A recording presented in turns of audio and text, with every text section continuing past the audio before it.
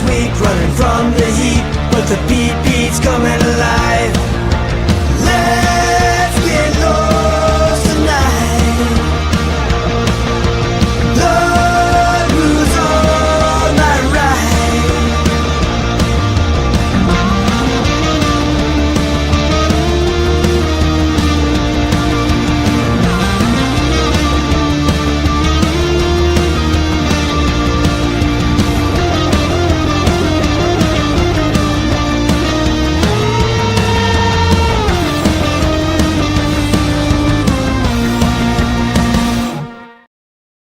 Hello, WACOs. Welcome to another episode of Without a Country. I am Corinne Fisher, your host. If you've been watching the show for a while, welcome back. If you've been watching since day one, oh my God, thank you so much. If you're new to the show, hi, this is a show where we cover the news of the week from the perspective of the right and the left, and we find some truth in the middle. And we really like to concentrate on critical thinking here, which is it's a dying pastime in America, certainly. And I think in a lot of places like I would say Europe and places like that, it's certainly dying a bit. It seems reading comprehension and then also just finding accurate information and stopping the spread of misinformation. These are all passions on the show. If you ever want to send me an email, whether it be, your personal thoughts, like relating to the news somehow, not just like how your day is, although, hope it's good. It's withoutacountrypodcast@gmail.com. You can also share interesting stories that you would like covered, especially ones that you feel like are perhaps buried headlines. Anything that is God Watch related. I got a bunch of God Watch articles this week. Cutie's Corner, where we cover animal rights, obviously domestic violence stories. I like to cover a lot. That's kind of what we do on this show. I'm a podcaster, a stand-up comedian, and a former 2025 New York City mayoral candidate. So, and right now I'm doing, I do work with Disrupt and some other local organizations in New York. So that is that. I'm in a Zen mood today, so I'm talking a little bit more quietly. Also, I had a terrible migraine. I feel like I'm always saying I had a migraine, but I do kind of get like one migraine every 2 weeks. So if it seems like I always have a migraine, I do. Maybe I probably get them more on this day because I'm spending an excessive amount of time on the computer on Wednesdays to research this show, but absolutely worth it. Love doing it. A little housekeeping at the top. If you're in Glasgow, Scotland, this is probably not the show for you. I'm sorry, I'm peeking a little bit. I'm turning my volume on. Probably not the show for you, most likely, as it's a mostly American news show. But if you are, a Scottish person listening, I have a show that I'm doing in Glasgow. On Friday, the 14th of August, and one show only. I'm so excited. It's at Blackfriars of Bell Street. Tickets available at CorinneFisher.com. And if you're not Scottish, but you have a Scottish friend who maybe isn't aware of me, be a doll. Tag them on my post. It's on Instagram. DM them. Super helpful, just because I did not have a lot of time to promote this show because I kind of decided to do it last minute. It just felt like a missed opportunity not to, see the people of Scotland who enjoy my comedy while I'm there. And then on Los Angeles, California, October 25th, I will be there with Gash. That is my horror and stand-up comedy show. So excited. We've been doing it for a couple of years now. And that will be the show at the Comedy Store, again, Sunday, October 25th. Those tickets are almost sold out. I think there's like 5 tickets left. So if you are going to get those tickets, get it now. There is a possibility we will move it to the larger room, depending on when we actually mark it sold out. But, don't wait for that. Be part of the first wave of tickets if you want to make sure to be there. Super fun Halloween activity, good date night thing if you are in Los Angeles. All right. Now, let's get into the show. I wanted to start it with a little bit of a rant, and this is based on personal experience I had mere moments ago today. as you know, part of the reason that I have a Patreon for this show is because most news sources that I use, and while there are ways to get around the paywall that I sometimes use, I do genuinely like to support news sources, especially because we're using them so excessively on this show, right? So I really try to subscribe to the ones at least that we use super frequently. And there was an article a story rather, that originated in 404 Media this week about the destruction of rare books for AI consumption. And so you probably heard about that story. It's one of our main stories this week. But I usually like to, if I can, share with you the article where the story originated. And in this case, it was 404 Media. And, that's a smaller news outlet. So a higher percentage of their articles are paid only. And I even tried bypassing it with one of the kind of, paywall remover things, and it didn't work. It was more like, it almost was like a Substack. It's not a Substack, but it was almost like you had to access it in the way that you would access a paid Substack, right? And so that doesn't bother me. I want journalists to get paid for the work that they do. But then it got me thinking about access to news in general. And that's where the problem comes in. I do want journalists to get paid, and I do want these news outlets to continue to exist. But the problem is, obviously we're constantly talking about affordability. It's a talking point in pretty much every American campaign these days, and it's something that is on the minds of Americans. I looked up the stats actually for. I shot a little pilot, not for me, but with another comedian invited me on a little pilot.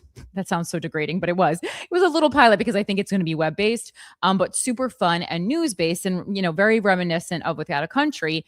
And so I was doing additional preparation this week for that, and it just got me thinking about access to the news in general.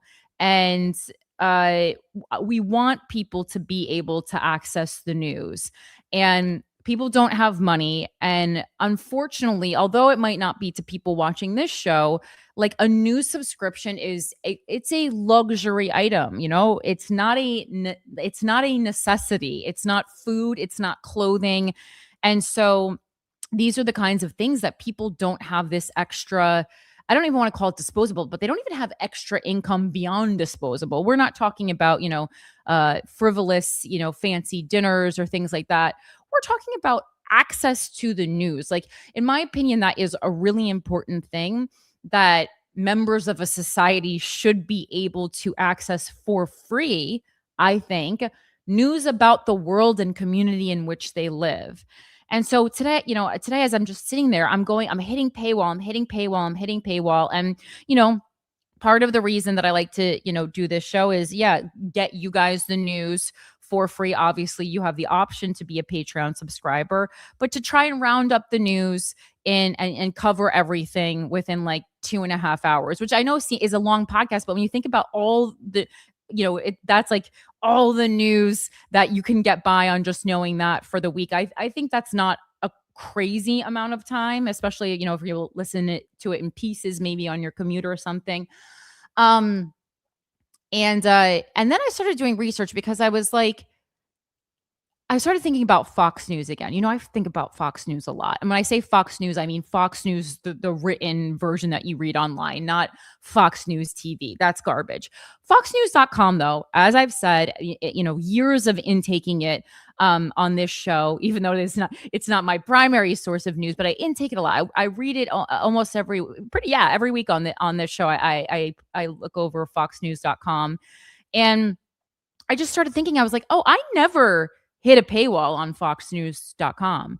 And so yet another thing that, even though the left gets on the right all the time about, not making things affordable in the same way. There's different arguments about affordability.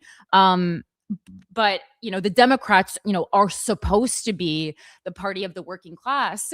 Yet here is Fox News never having a paywall. And then I researched it because I was like, that's just my lived experience. Maybe I'm missing something. And no, I mean, when you look it up, it says Fox News primarily relies on an advertising based business model. CNN also does this, but places like the New York Times, Washington Post, the Atlantic, certainly like these bougier outlets that have a lot of really good stories, do a lot of good investigative journalism, really dive deeply into issues. You're hitting a paywall almost every time with them. And so yet we have this, besides the language that they use in leftist news sources versus right news sources, we've come now to yet another hurdle that is keeping people from accessing the news. And I think a big reason that people are being pushed to getting their news from social media. And then we see this huge uptick in people sharing misinformation, consuming misinformation, believing misinformation, is because that's the only information they can access for free.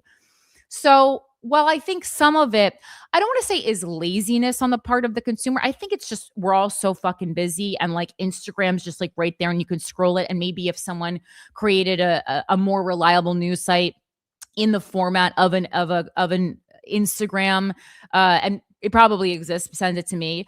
But obviously it doesn't have enough promo yet.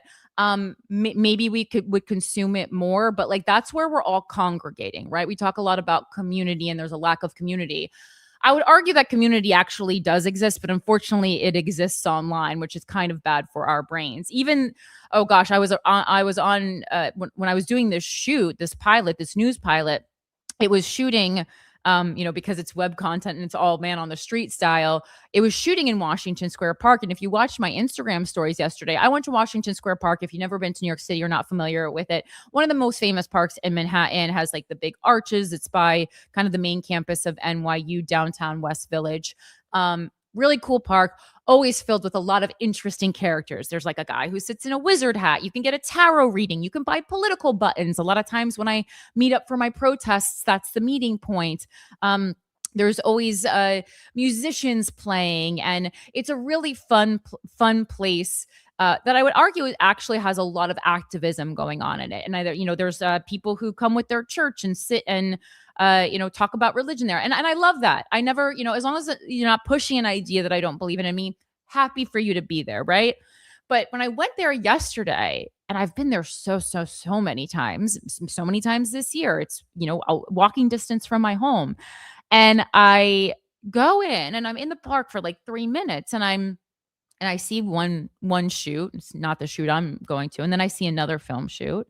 And then I'm not just talking about people with their cell phones. I'm talking about tripod, professional grade camera, equipment, a crew of at least 3 people wearing professional mics. Like, this is the level. So and I counted at least 10. And this park is big, but it's not like expansive the way Central Park is. It's a park where you can see, if I stood at one end, I can't see all the way across to the other end, but I can see a good amount of the park, right? And so that also got me thinking about community and how even when we are out in a public space, like arguably, especially in a municipality, like a park is like, what is more communal, what is more accessible than a park? And even the internet has now overtaken our parks. So, right, when we are in these communal spaces, ones that are filled with art and movement and live action and music and all this kinds of stuff. Oh, my neck almost came out.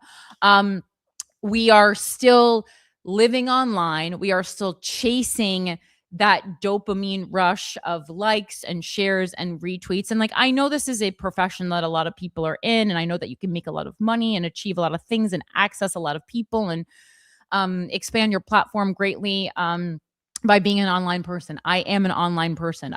You're most likely listening to this because you found me online.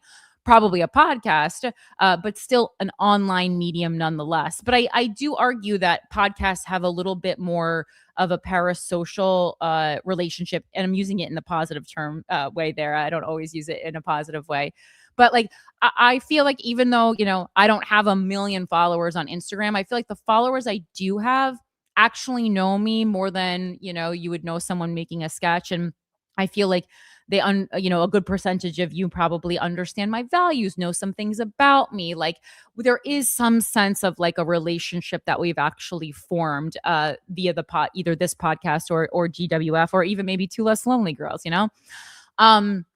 and so, yeah, I've been thinking a lot about that, about community, about online, community existing online, but even being ripped apart when internet seeps into our everyday lives. And then most importantly, back to access to news. This is a real issue.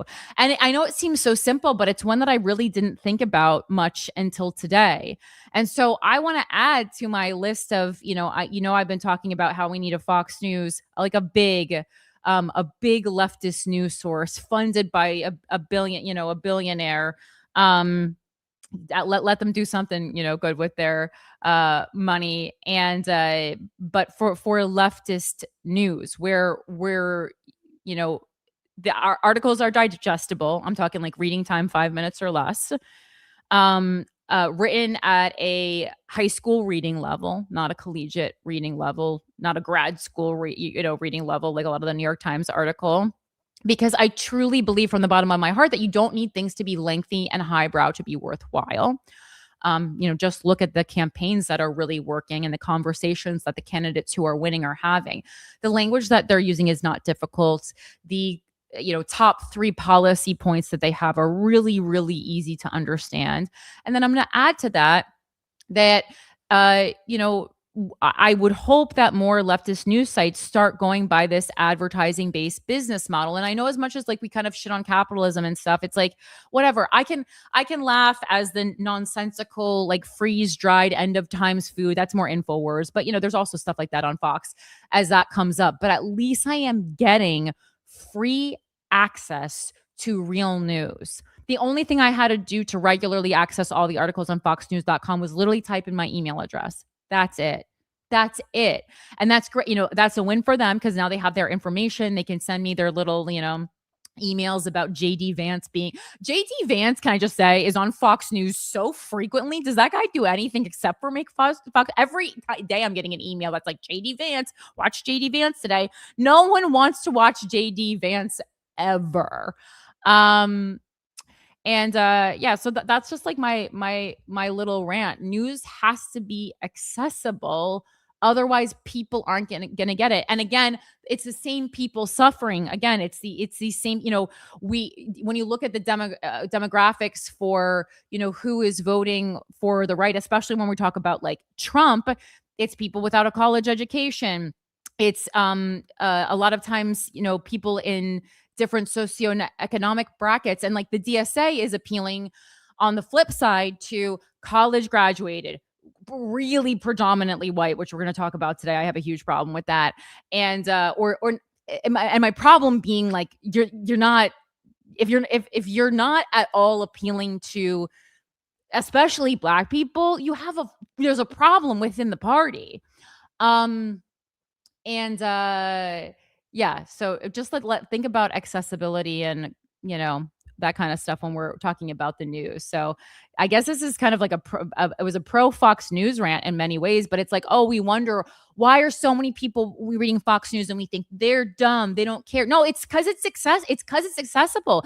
People don't have money, they don't have extra funds, they're not buying these subscriptions. Even me, I signed up today yet for another subscription for the 404 Media one. And I'm like, oh my God, now we're over budget, again with these. And that one's expensive. That one was $10 a month, which is like, that's expensive. Usually I can get like Washington Post or New York Times down to like $4 a month, $10 a month. And that's only one news source. You're probably going to need at least 2 or 3. So just really something to think about. And it kind of reminded me of like, if you're thinking, I know it's a little early, but I always like to year round be thinking of good holiday gift ideas.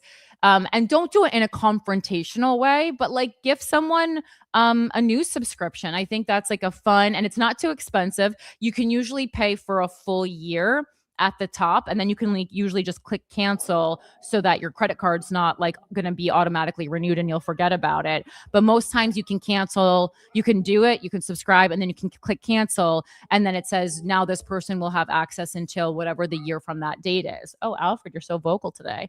And I think that's a really great thing. Again, don't do it in a confrontational way. Do it to a news source that you think the person would actually read. And again, like I have no problem with people reading Fox News because the information is correct. And yes, some articles are inflammatory, but overall, the news is that they're feeding is not incorrect. It's not like Fox News, the TV station, which is just absolute garbage. All right, rant over for now, but something to chew on. In the meantime, shout out to our amazing Patreon family. All hail to our great dictator, Christopher Fungi. Thank you so much for continuing to lead us. We have a new capitalist pig today, ADC4. I know you've been with us before, so welcome back. Thank you so much. And then we have a new cutie, Seamus. Hello, welcome. Thank you so much for supporting the show. If you also want to help support the show, it's Without a Country. It's patreon.com/Without a Country. And you can subscribe for as little as $6 a month, and you get an additional news story every single week, in addition to the main show, of course. All right, let's move on to Enemy of the State. Mike, I put your story in about Flock here because I didn't have anything in this line, and we know we wanted to talk about it. So the Enemy of the State this week is going to be surveillance. It's been the Enemy of the State in the past, but this is going to be a common thing we're going to see time and time again, over the next decades. It's a problem. And Mike, you said you've been hearing a lot of chatter online, I'm guessing, about people being super anti-Flock. Is this correct? Yeah, so this this story kept popping up across different algorithms throughout the week, right? It was on Twitter, it was on Instagram. I got hit with it on Threads of all places. And this is saying that law enforcement used cameras 83,000 times, access to Flock camera 83,000 times, tracking one woman on her quest to get an abortion in 2025. And it's like that's the one story that keeps popping up over and over again, where people are like, hey man, this Flock thing is no good. Yeah, and I always wonder when it's a story that gains some momentum like late, because I said I looked into that, you had sent that to me. I said, oh, this is very interesting. And then last week I looked into it and I was like, well, this is old. This is old. Like when I say old, I mean like a year old. And so I always wonder, because that does seem to happen a lot, especially when you're getting news on Instagram, and it's not that it's incorrect, it's just that it's old. And what makes it all of a sudden like kind of reemerge into the algorithm, I wonder. Being the kind of scapegoat for it. And it's like it's interesting to me for that to pop a year later when now the people in power have some profit motive for Flock to be gone and replaced by something, right? But then what? So if do you think people are dumb enough to think like, oh, Flock is bad, but there's some other kind of camera that is good? Like either way, we're being surveilled. Yeah, but I mean, who cares, right? It's a problem when our rights are being tread upon. But when Donald Trump says, "Yeah, I'm bringing in the National Guard," despite what the governor of that state says, nobody bats an eye at it, right? Like it is just that cult of personality where it's like, "Yeah, these flocks are bad. We got to get rid of these flocks. Let's go and break up all these flocks." Like I thought I saw Kane, mayor of Knox County, passed up a deal to bring Flock into his thing. I saw another thing that said in one day, like an entire town's Flock cameras got cut down, and police are bewildered. There's a bunch of songs that are going around right now that are like, it's step-by-step instructions on how to cut off a Flock camera, how much gold and copper wiring is contained inside of a Flock camera. Like it's full court press right now to be anti-Flock. And it's like, look, I'm all for dismantling a surveillance state, obviously. I'm just concerned with like, okay, well, hey, with the people rose up and took out all those flock cameras. We got to put cameras up to find out who these ne'er-do-wells knocking down cameras are. You know what I mean? That's very funny. We need cameras to watch the cameras to watch the people taking the cameras. Yeah, there you go. Axon. I forgot the name of the other company that you just said, but Axon. President Trump did. His financial trust did purchase several $1 million in Axon, but the problem there, that's not camera related, that's taser related, so that's ICE related. That's it looks like that's the company where ICE has a contract with to buy their tasers from. So that's another conflict of interest that he's engaging in, but that's not the what was the other company that you thought it might be? Investor in Recor, but no, the one I was looking at was Axon, but I mean, yes, it's like their business now is you're saying tasers today, cameras tomorrow? Yeah. All right. Well, we'll keep. So it competes broadly in the law enforcement tech space, and it's expanded its footprint. So it's like they were showing off, like, hey, by the way, that same process that Flock used, we can use with our cameras now. And it's like our cameras aren't everywhere yet, so there is still right. They're kind of seeing how, and I mean, people love it. Like, it's like it's funny because like yeah. Oh, I just read it. A Love is a Battlefield says, I just read an article about a guy tearing down those cameras and they finally caught him using footage from another camera that was looking at the Flock camera. Well, exactly what I was just going to say is that, we're so anti-surveillance in some ways, but then everyone has a Ring camera, and that is so often, obviously, like we see Ring camera things all the time online. And I actually stopped clicking on those because a lot of those, I believe, are just me being fed like ads on the sly by Ring camera themselves. Like I truly think they're just like hiring actors to do like sketches that they're passing as like actual Ring camera interactions on people's porches, but they're like hired actors. I'm like, pretty sure that that's happening. Likely. Yeah, because especially the ones you see on like I see a lot of that nonsense on like Threads. And again, really smart people I know are like, oh, that's so cute. The dog brought the baseball bat back to the front door. And it's like, that's AI. That's a dog actor. That's like, I mean, just like go down the list. If it looks too cute to be true, it probably is. All right. Well, that's interesting. We'll definitely keep an eye on what's going on there. All right. Let's go into the WACO mailbag now. This is I have been, and we have an article later in GUUURL about this, but just a heads up, speaking of online misinformation, nonsense, people believing anything, this is only existing online because I did try to pull like an op-ed or anything about this, but there was no such thing because I guess no real journalist would write such a thing.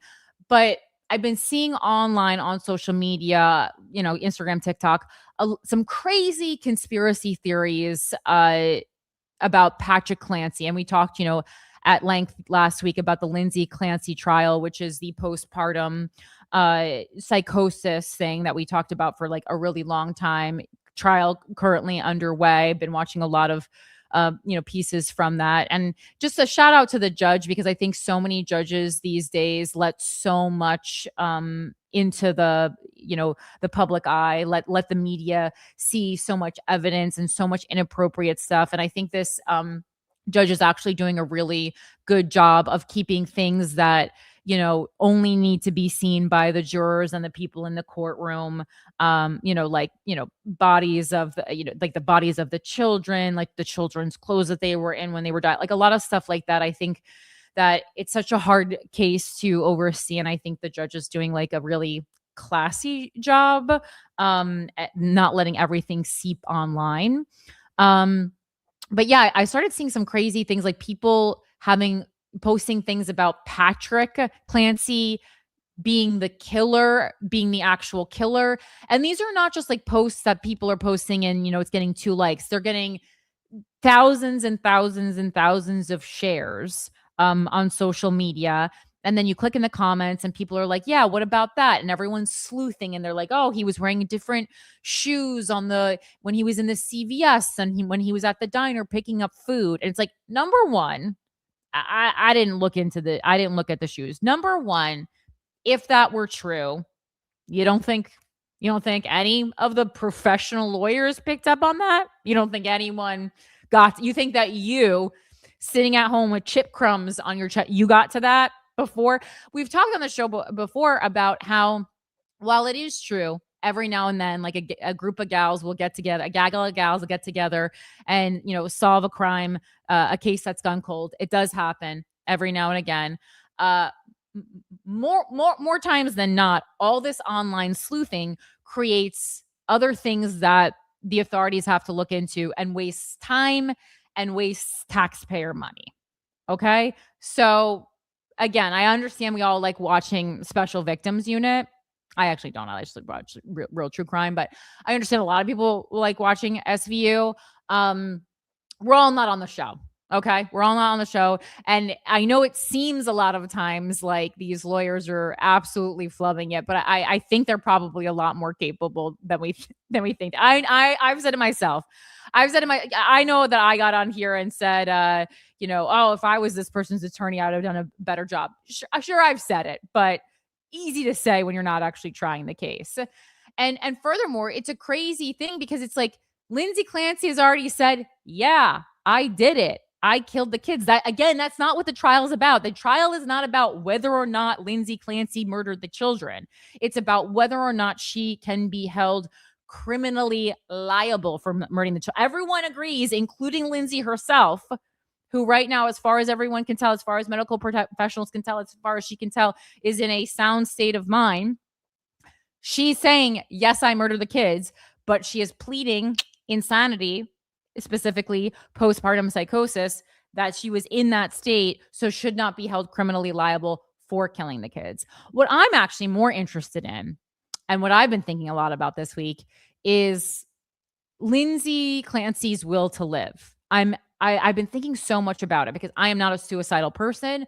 I've never considered killing myself. I don't think about it. I don't have suicidal ideation, but I do feel like if I was, and totally believing that she was in postpartum psychosis, if I was in postpartum psychosis and I ended up killing my 3 kids in this sort of like out of body, out of mind experience, that I feel like I would beg for the sweet relief of death. And I'm not being funny here.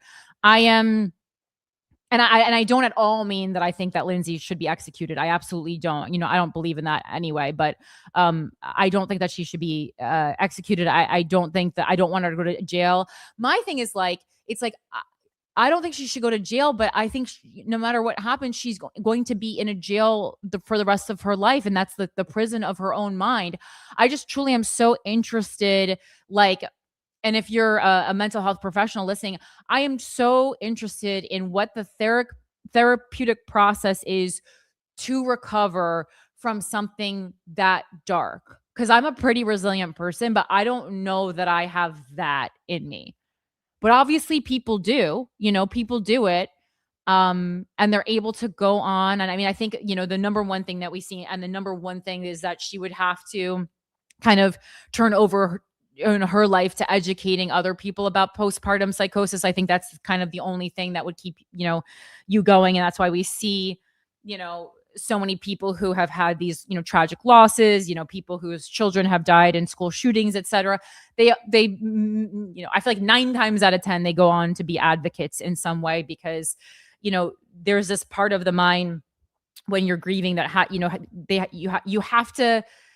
you have to tell yourself and make it so that the person who you loved, who you lost, so that their loss wasn't like their life wasn't for nothing. You have to be like, you have to like inject meaning into it. And I think advocacy work is the way that so many people do that.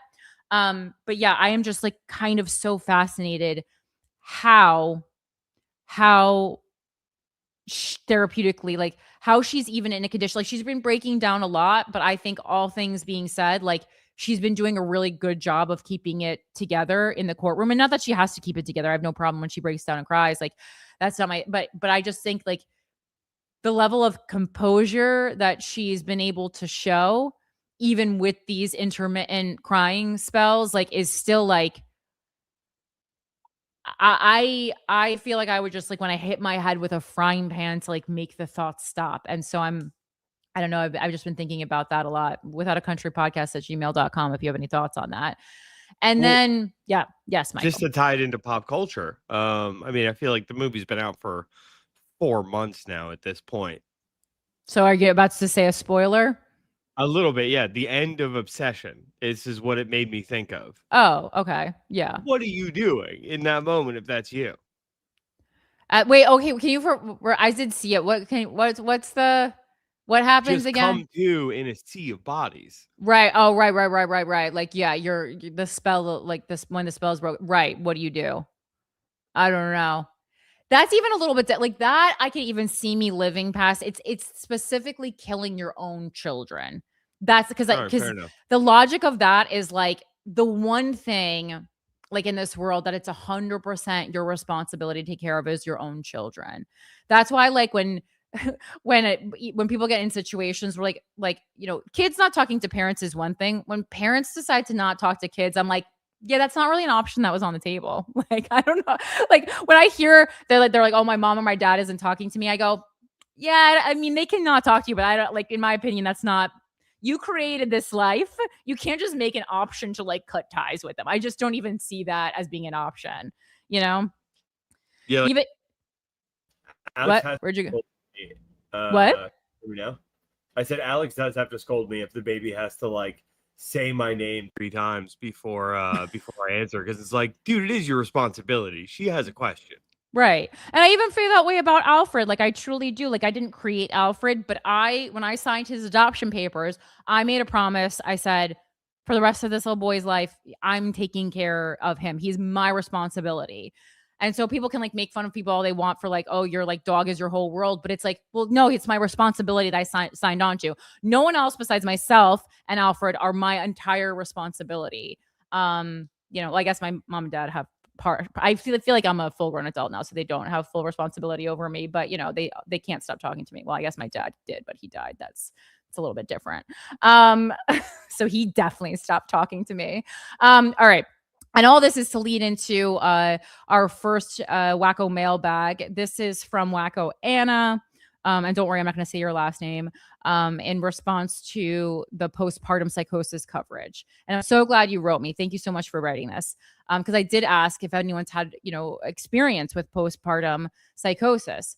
She said, first, I just want to thank you so much for covering postpartum psychosis on your recent episode of Without a Country. You always use your platform to educate people on important subjects. And this one is so important. Thank you. And like I said, I am pretty well versed in women's issues. I learned about it along with you guys last week. If you didn't already know about it, as I know some of you did.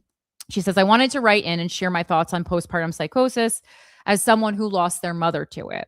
My mother experienced severe postpartum depression and eventually psychosis after giving birth to both my brother and me, her only 2 pregnancies. She eventually killed herself a couple weeks before my birthday. Obviously, a lot of my information about what she was experiencing was told to me by family members, my father, aunts, uncles, cousins, and grandparents, as I was too young to remember her.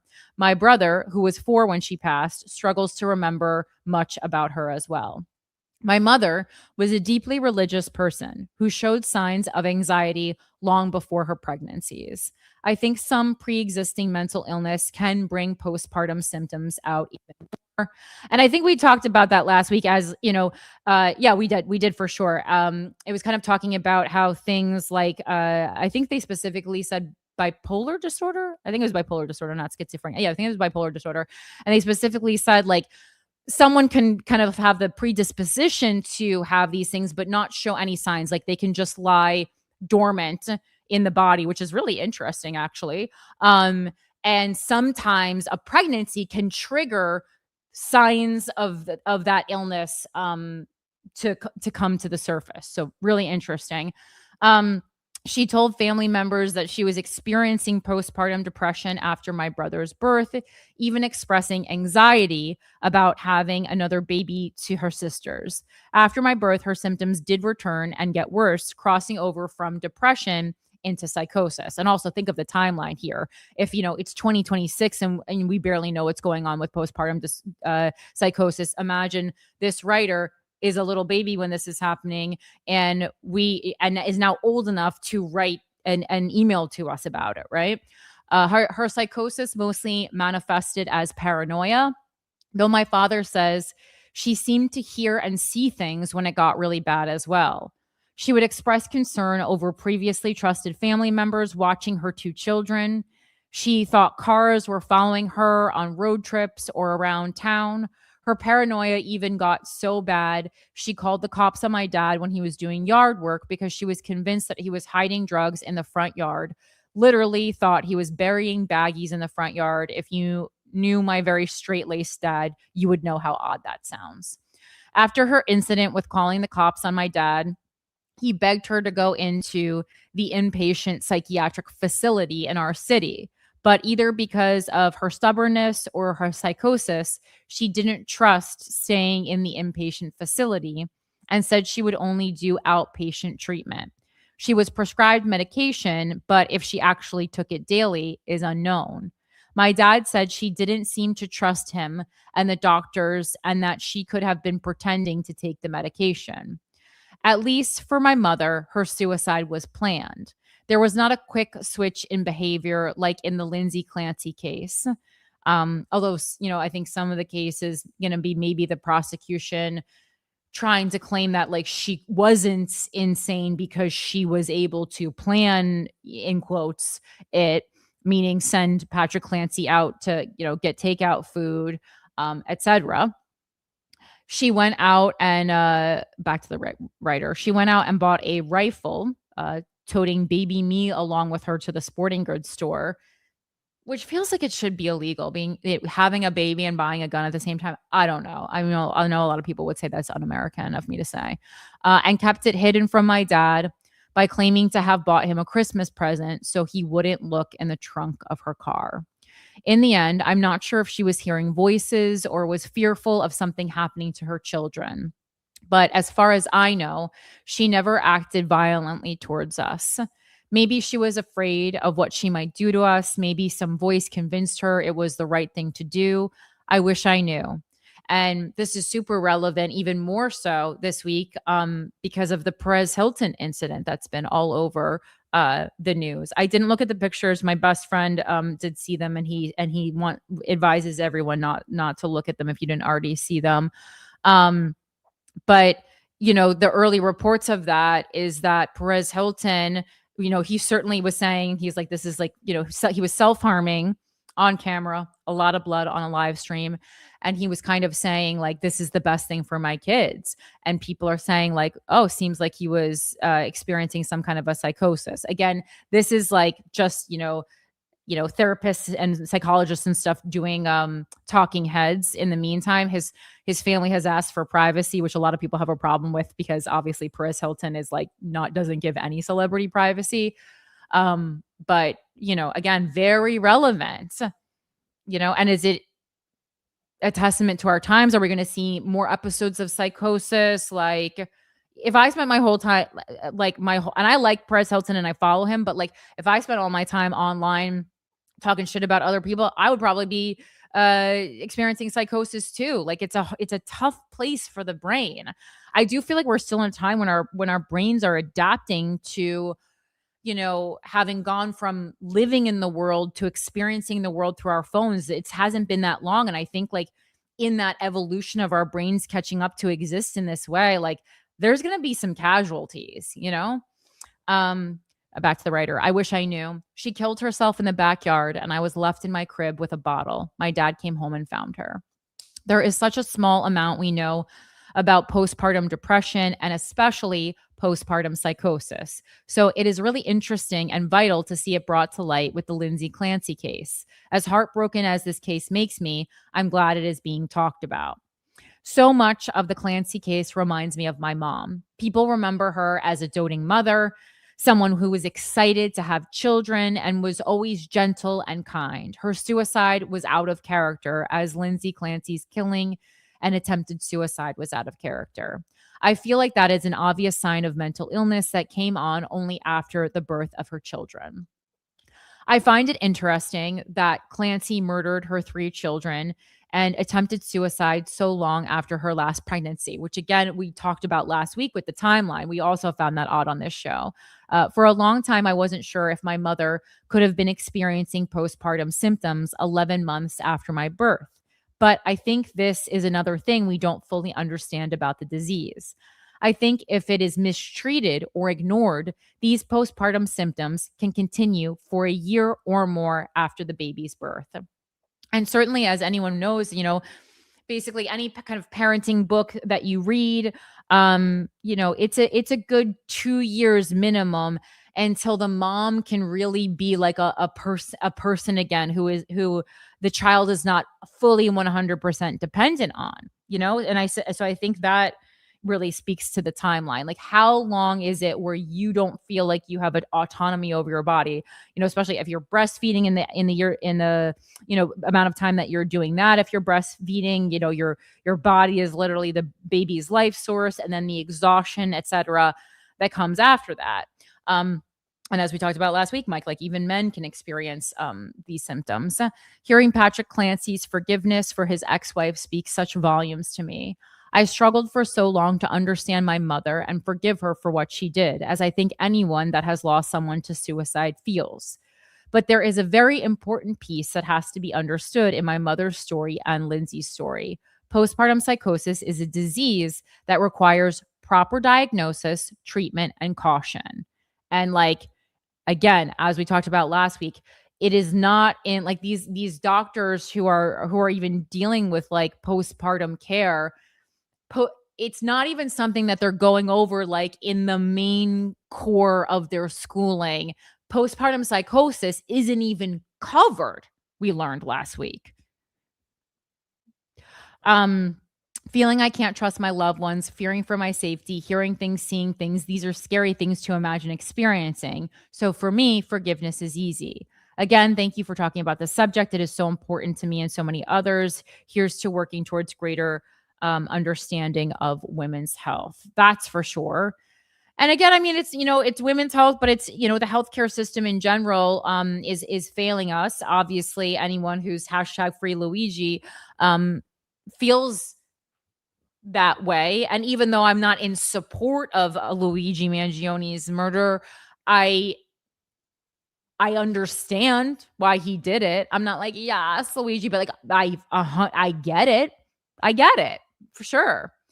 And Anna, you also included your mom's obituary, which I did read privately. And she seems like, seems like a warm person, someone who was cheerleading and just very this is passed away at 32, so young, and did seem like she, as you said, was loved being a mother. So this is just needs a lot more research. And, maybe if Lindsay Clancy ends up winning her trial, although, winning in quotes, because, no one's really a winner here. Maybe that's something that she can work, in addition to her advocacy, she can do something to raise funds for more research on postpartum psychosis. That would be pretty cool. All right. Now, our second WACO mailbag is from WACO George, and this is an article from... I'm not even trying to be glib. Could you imagine if we gave 1/10 of the funding to studying postpartum mom suicide brains as we do for NFL player brains? Oh, God. That's interesting. How much are we spending for NFL player brains? And who's funding that? Us? Millions. Taxpayers? No, I don't know about this. The NFL has to spend that money. That was that whole Will Smith movie about the concussions was I like that you think I saw that, Mike. I mean, no elements of what you just said appeal to me.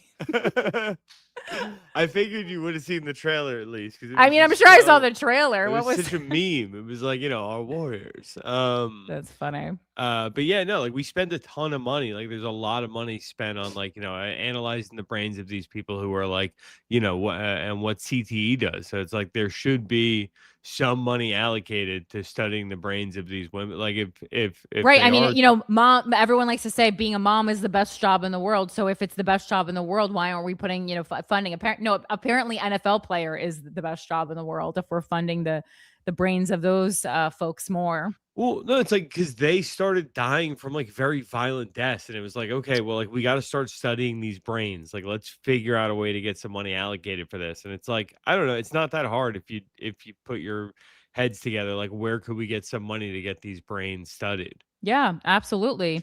No, I mean, I love pitching ideas on the show, and I'm just hoping that all the ideas that I pitched, that a couple people will pick up some of these ideas, and but I was like, there's just not enough years in one's life. I would like to cover all of these, but I don't got the time. And some of the ideas I pitch, I'm like, I pitched the idea. I'm not smart enough to execute it though, as far as like technologically advancements, or I don't have the funding or something like that. But there are some people with like big money that actually listen to the show, as I learned when I was running for mayor. And so some people got that tech money in here. Invest. Here you go, baby. Hi, Alfie. Welcome to the show. Alfie and I went on a very long walk this morning, so Alfie's very tired. All right, so next, this is from WACO George, and this is why democratic socialism appeals to young voters. Obviously, there were more primaries yesterday. So I think this is interesting. I hope you guys don't feel like I'm talking about the DSA too much. I'm like honestly just genuinely very interested and intrigued, and kind of like have my own internal battle with them, because I believe in so many of their values, but I just find them so fucking annoying, a lot of them. And again, the whiteness problem, which I've discussed with a lot of people Black political activists in New York. So this is not just like me making this up. This is like an actual real issue that a lot of people, Black people in politics have.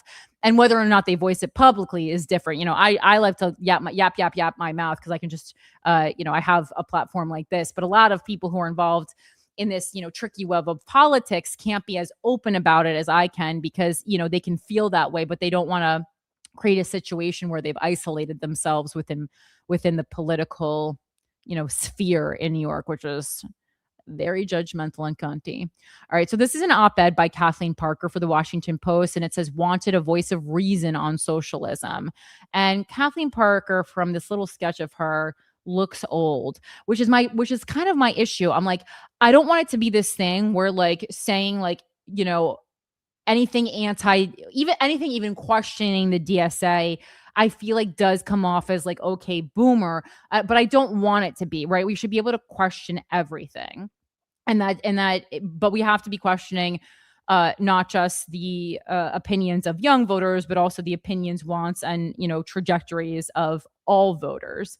But like Kathleen Parker, Washington Post. Okay, she's not as old. Oh wait, no, she is old. Okay, I'm seeing some young pictures. Yeah, she's 75. So just keep that in mind. I do think it's important. 75. If she was running for Congress, anyone on my far left social media would be like, no. Capitalism has flaws, but utopian economic experiments always end in misery. And I don't have a problem with like that. I think I think 75 might be able to be the cap. Just enjoy the rest of your life, If there ever were an issue on which Democrats and Republicans could agree, it could be that socialism is bad and capitalism with a little tweaking is good. Yet Republicans are the loudest voices saying so. As we approach the November, I mean, babe, right out of the gates, a little tweaking. I think, again, as I reported back to you after visiting Japan made me not anti-capitalist. That being said, capitalism in America needs a lot more than a little tweaking. It needs a fucking overhaul. Let's see. Okay. As we approach the November election, Democratic Socialists are making headway among voters who have been emboldened by the 2025 election of New York Mayor Zohran Mamdani as self-described Democratic Socialist. And candidates endorsed by the Democratic Socialists of America have advanced in a few dozen primary elections this year. In response, Republicans and conservatives have begun speaking out against socialism, Marxism, and communism, if at times disingenuously. These three orthodoxies are not the same. That word would never be allowed in a Corinne Fisher leftist Fox News thing. Though there are overlaps, not many communists are running for public office, at least not as communists, despite President Trump's claim on Monday that we're running against communists. Even popular Catholic Bishop Robert Barron, founder of Word on Fire Catholic Ministries, has chimed in, explaining that a market economy, as opposed to socialism, is consistent with human freedom and dignity. The DSA wants to take over the largest corporations, a core socialist ideal, and bring democratic principles into the workplace. This may appeal to some, but a thorough reading of the DSA's program should make most Americans shudder. And we looked into this a bit. The DSA, whose membership has grown significantly in recent years, also wants to rewrite the Constitution, eliminate, I mean, it could use some touch-ups, eliminate the Senate. Like, when you really think about it, it's like, yeah, I mean, should we be going off a document written that long ago? Probably not. Eliminate the Senate and replace the Supreme Court, defund the police, and provide free health care. It's hilarious to include providing free healthcare as if it's like a crazy wackadoo idea. And like that, when you do that, when you put like some of these more radical beliefs along, in quotes, radical beliefs alongside things like provide free healthcare, that's when you fucking lose people. That's when you get Luigi Mangione. This largesse would be funded, of course, by taxpayers whose IRS bills would skyrocket. History and our own eyes, see Venezuela, tells us that the pursuit of equal outcomes can lead to equal misery. Given the DSA's stated aspirations, it's fair to say that democratic socialism is the gateway ideology to socialism. Now they're talking about it like it's marijuana in the DARE program. If not necessarily communism. Like, tell me you're 75 without telling me you're 75, lady. Recent polling shows that voters most interested in the socialist platform tend to be young and college educated. Yeah, because it's like, because the DSA is like, even though it's been around, like it being more prominent is a newer idea, and like, and you can't teach an old dog new tricks, right? They're ripe for this. This is a great line. They're ripe for the seduction, thanks to the high cost of everything from groceries to rent. Even people in their 30s and 40s often can't afford to buy a house. Job insecurity is growing as artificial intelligence threatens to render many employees obsolete. Yes, life is not perfect right now, and the promise of free stuff and feel-good rhetoric periodically seduce the young as well as members of the intellectual elite. I was even susceptible as a college student. I remember telling my father that I thought socialism was a good idea. He replied, "It is a good idea. It just doesn't work." The GOP, and I mean, to a certain extent, I agree, but I don't agree. But the reason I don't, I agree that I have fear that it wouldn't work is because of human nature. And enough humans all agreeing that we should all get our fair share, there will always be too many greedy minded, selfish people who are like, oh, when I said that, like, I mean that like you guys all get an equal amount, but I can have more. And that's not like taken from nowhere. I saw this firsthand when I was campaigning, and it was yucky. When we're talking about like NIMBYs, like not in my backyard people and stuff, like there is a lot of that on the left. And the same people who were campaigning for Zohran Mamdani and stuff are the people who are, who are also, putting forth complaints about their $4,000 a month apartments. And when I'm trying to sit at the table being like, why do Black children in New York City get asthma at a 7-time higher rate than white children? It's like you're talking about like these like like you're talking about like problems with your like, you know, high level expensive property, and I'm talking about like children fighting life and death. These are the same people who are like, I love socialism, and it's like, do you like, do you even like, would you be okay with having the same amount as everyone? Because that means most likely if you're doing that well, you might have less. And I think everyone's like, okay. I think a lot of people are looking at it like, if I can have exactly the same amount and nothing can change about my life, yeah, I would love for everyone to have everything they need.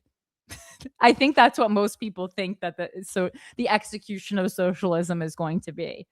And that's certainly what most people want, you know, because like the same people who are like, you know, saying like, oh, I want these things for everyone, they're, you know, if they had a choice, but you know, between, do you want, you know, it kind of reminds me of those, you know, videos where the guy will go up to a kid and he's like, do you want $100 for yourself, or do you want $1,000 to give to everyone else? Like in that scenario, those kids are actually choosing socialism. In fact, they're choosing less than socialism because they're choosing to go completely without themselves and share with the community, right?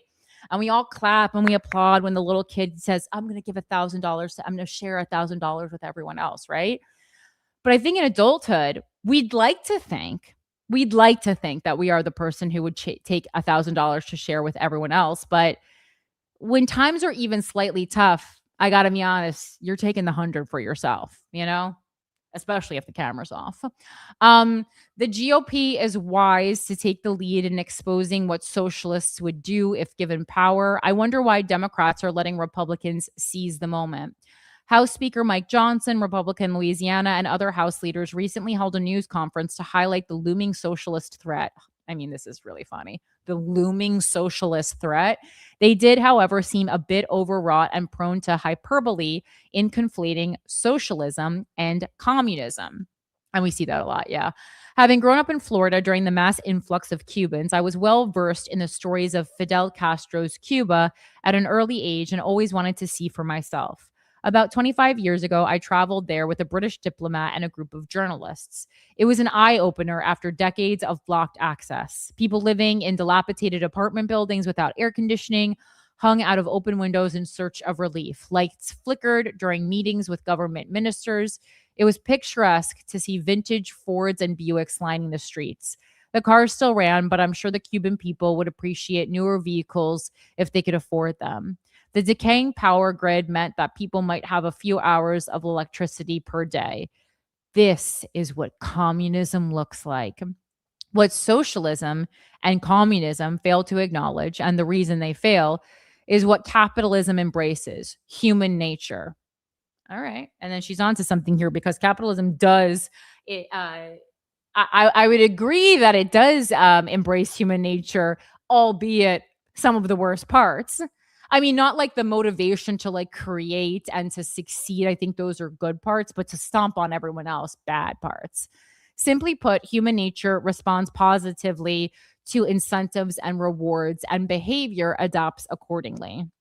Humans were designed to create, design, produce, and find happiness in accomplishment. Well, nailed it with me. It's a little overwhelming sometimes. Without incentives, why botherism settles in. Entrepreneurship fizzles, hard work becomes pointless, and prosperity becomes a memory. This isn't to say capitalism is perfect. It can be ruthless without the buttressing of personal and institutional virtue. For corporations to more fairly benefit workers and communities, and not just shareholders, legal, social, and economic constraints might be necessary. But a socialist takeover would be overkill. To young people inclined toward instant gratifications, socialism promises relief. To those folks, I say, politics is like the weather. It comes and goes. You wouldn't build an ark just because it's raining, and it makes no sense to reinvent a country designed by some of history's finest minds for the common good. Count your blessings, grab an umbrella, and vote wisely. As for Democrats, well, if we want to vote wisely, maybe Democrats should, if we're talking about establishment Democrats, should put some, candidates forward who are even seem like they're pretending to listen to the constituents.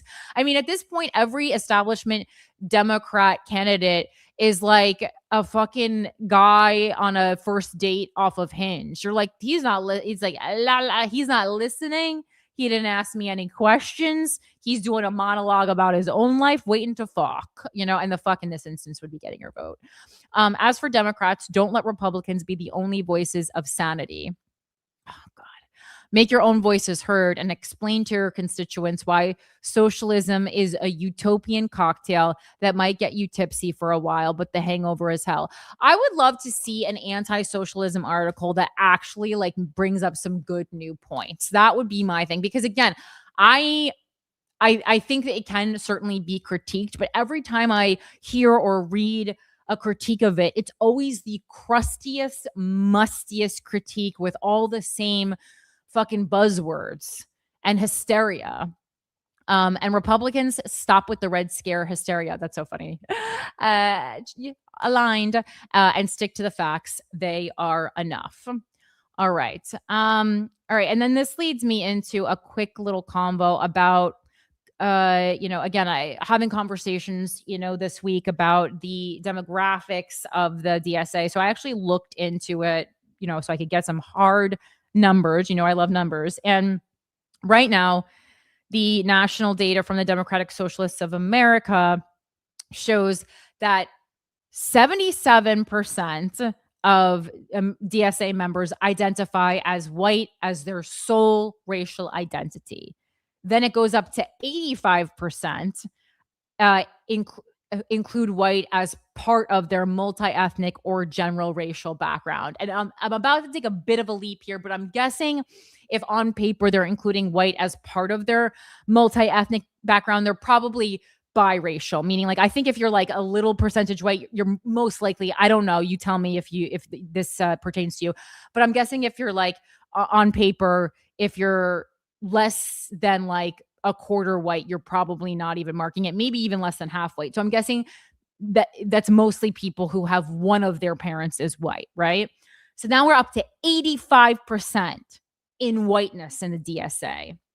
9% identify as Hispanic or Latinx. 5% identify as Asian or South Asian, which is interesting. I thought those would be flipped. I thought Asian or South Asian would be ahead of just in the DSA specifically, but perhaps that's just how it kind of breaks down visually in New York. And then 4% identify as Black. And then I compared that to the stats of America, right? So in America, about 58 to 59% of the total population is white, non-Hispanic. About 19 to 20% of the population is Hispanic or Latino. And then 12 to 13% of the population is Black or African American, non-Hispanic. 6% of the population is Asian. And then 2 or more races non-Hispanic is about 3 to 4%, and American Indian, Alaska Native, Native Hawaiian, and Pacific Islander is about 1 to 2% combined, right? So when we're looking at those numbers, and comparing them, just completely disproportionate amount of white people when you're comparing the numbers of white people in the US to the number of white people in the DSA. And then when we're looking at Asian, you're like, okay, this is like a little closer, but Black is very off. It's not good. And again, this is not saying like the DSA can't exist because of this. It's saying that if the DSA is who they say they are, if they want to be who they say they want to be, they need to make a concerted and authentic, genuine outreach to Black Americans, especially young Black voters, young Black people in America. That would make me believe in their messaging and what they say. They're so much more, because this is a huge disconnect and also is such a core problem in this country, right? Oh, I thought the DSA, we're breaking down all the things that are wrong, all the oppression, undoing prisons and stuff. Well, who's disproportionately affected by the fucked up prison system? I don't even need to look this up. I know it's Black people, number one. I'm not saying no one else, but it's Black people, number one. So, right. So if all the things that you're doing, you're saying you're doing for these groups, like if the list of on your to-do list is things that you say are you're going to be in service to specifically Black people, why are Black people not interested? Why are you not talking to Black people about it? Why are Black people not making these decisions? Questions people need to be asking. And it was so funny because when I was having this meeting with this young man who is a Black political, he's an activist, organizer, campaign manager in New York, and we were really vibing on this. Like we were both like agreeing, and I was like, he brought it up, and then I was like, yes, I'm so glad you said that, because it's like something that like me as like a white lady, like it's not really like something I can go. I guess I could go hard on it, but I think people are like, a lot of times when when like white people go like so hard on something, sometimes people are like questioning our motives, and like rightly fucking so. But I'm so glad that he put it up, and then not only just brought it up, but like said, no, this is like a huge problem on the ground in politics in New York, which I think is important because the DSA has had such success in New York. So I think it is actually a good way to read kind of the DSA nationwide. Normally I wouldn't be like, oh yeah, New York is like, we can take the temperature of everything here. But I think it's like a good jumping off point. So again, it's just because when something is gaining momentum, it's like, why don't we nip these problems and these shortcomings in the bud before things get too big and these problems are much harder to fix, right? I want to be able to love the DSA, and this is my number one problem with them. Thank you. Thank you for coming to my TED Talk. Wait. Yes. Hold on. I'm trying to process this. Your number one problem with them as a white person is like, you feel like supporting them is joining too many white people? No, I think that how can you join an organization that claims that I'm saying I don't think they are who they say they are. And this is the number one piece of evidence pointing to that. Yeah, that's fair. You know what? You're not wrong. And it's like, it is wild if that is really your membership, to make that like the front facing part of the organization does seem disingenuous. Right, when one of your core things is fucking undoing the prison system, that is like, there's no one who we can, like, I don't even think Republicans would argue that like Black people are disproportionately affected by the prison system in the US. So it's just so crazy to me. It is so crazy to me. And also, furthermore, it's like, part of the reason why the DSA is gaining the momentum is because of the failure of the establishment Democrats, right? And so the establishment Democrats continuously, in my opinion, only use Black voters as fucking pawns when it gets close to election season. So why, if the plan here is to undo all these missteps of establishment Democrats, are we making this huge, glaring mistake, or just like lack of concern? I don't, and I mean, I think it, I don't know. I'd have to go a little bit deeper into the DS. I'd probably have to like, subscribe and like become a member to really like do some true investigative journalism. And maybe I would. Again, I said I would have already done it. I just don't want my name like publicly on that list, honestly.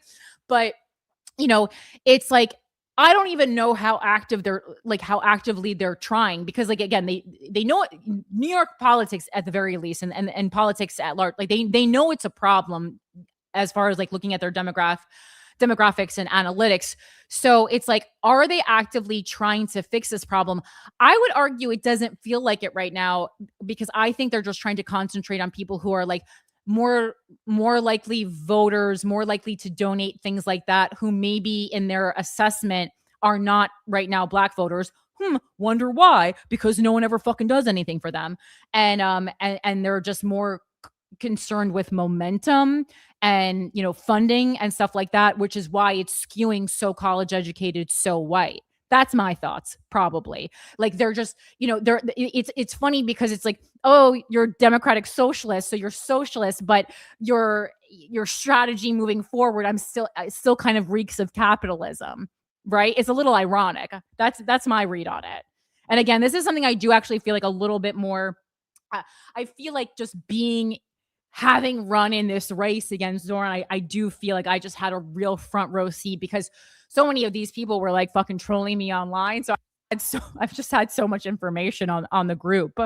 You know, sometimes when you're bullied and harassed by a group of people, it just makes you really educate yourselves on them to a psychotic degree, perhaps. Maybe we don't say psychotic today, but yes, Mike. Just a lot of nights in Albany hotel rooms with nothing better to do than watch some YouTube videos, find out some things on some people. Who hasn't been there? Well, thankfully, I wasn't in Albany that much. If I don't even know until I'm an elected official. I'm gonna try to vow never to go to Albany again because every time I go to Albany, it's a huge fucking waste of my time. Matthew says, wouldn't local DSA chapters have a much different breakdown depending on the area compared to the national DSA? Yeah, but I mean, like, even if we're just going off of New York, these numbers make absolutely no sense. And I think you can still go off if you're looking off like the stats of the stats of the nation should kind of parallel the stats of an organization that claims to have these goals that the DSA have. I can look at the specific New York. I think I have looked actually on the show to the specific New York breakdown, because cool thing about New York City is it's very, very even when the demographics. When you're talking like Black, Latino, white, in New York, it's like 30-30-30, which is like one of the coolest things about New York. All right, but we'll keep a pin on it. And Earthling, anti-socialists calling themselves socialists is an orchestrated attack to keep people away from socialism. All right, let's read that. That's a little bit of a tongue twister. Anti-socialists calling themselves, who are anti-socialists calling themselves socialists though? Who are we talking about here? It could be anyone that's been brought up so far. I mean, who knows? Anyone could be the Trojan horse. Yeah, give me an example of an anti-socialist calling themselves a socialist. All right, well, we're on bated breath, Earthling. I don't know what that means. All right. So now we're moving on to a God Watch. As I said, we got a God Watch this week. So I did a whole God Watch segment because I actually had pulled the God Watch too. This is from WACO Liz. She said, sending over a God Watch article. I feel like religion, especially the Catholic Church, has been creeping into my life more and more lately. And then I saw this today. And the weird thing about this is it doesn't so much matter because the Guardian will put a note on an article if it's over a year old. Oh, wait. Okay. I didn't, because the date wasn't coming up on this article when I first looked at it, but now I see that they put it over to the side. Okay. Maybe I was looking at it in a different browser. This is from Monday. Okay. Because I was like, I don't see a date on here, but I know that it can't be more than a year old because Guardian flags that for you, which is nice. So again, this is from the Guardian. And this says Arizona clergy who learn.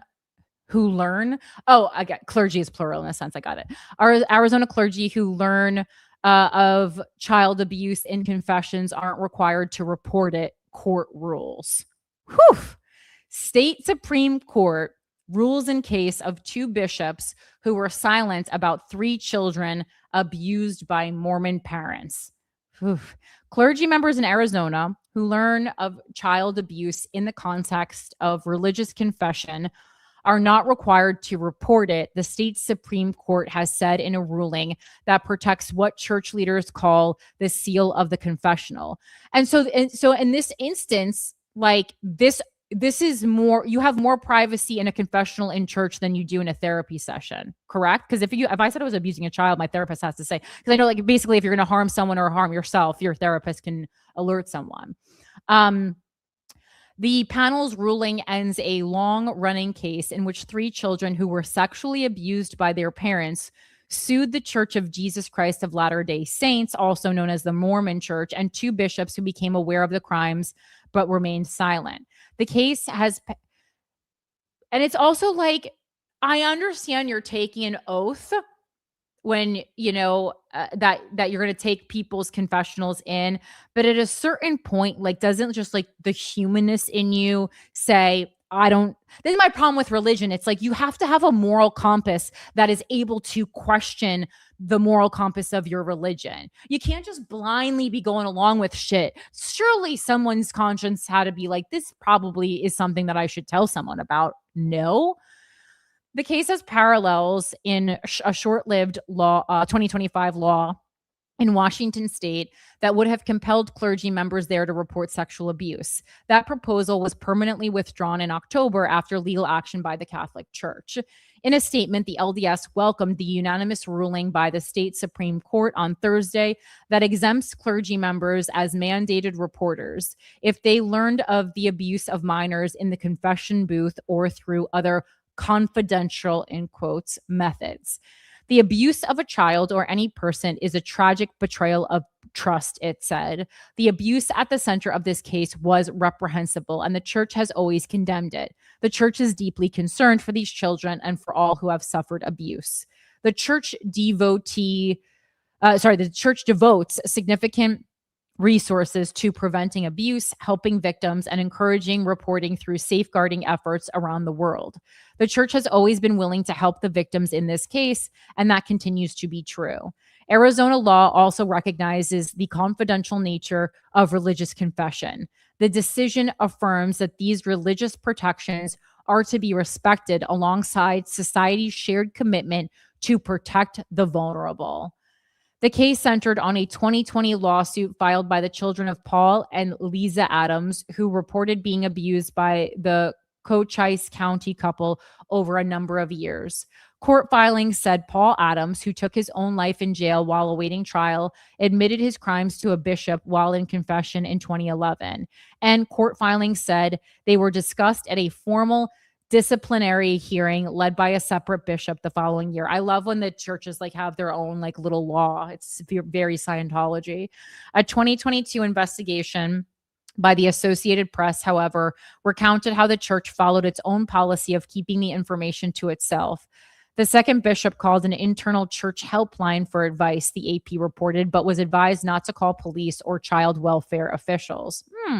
The abuse continued, and it was not until 2017 that Adams and his wife were arrested after a video they made of some of the abuse turned up in New Zealand. Oh, that's okay. Adams died awaiting trial, and Lisa Adams received a 30-month sentence in 2018 after pleading no contest to 2 felony charges of child abuse. It seems light. The Arizona Supreme Court's ruling overturned a state appeals court ruling for the children on the grounds that the confession and disciplinary hearing discussions might not have been truly confidential. In the 23-page ruling, John Lopez, the Supreme Court Vice Chief Justice, said the U.S. Constitution's First Amendment, which addresses religious freedom, prevented courts and juries from assessing religious doctrine when considering a clergy member's reasons for choosing not to report abuse.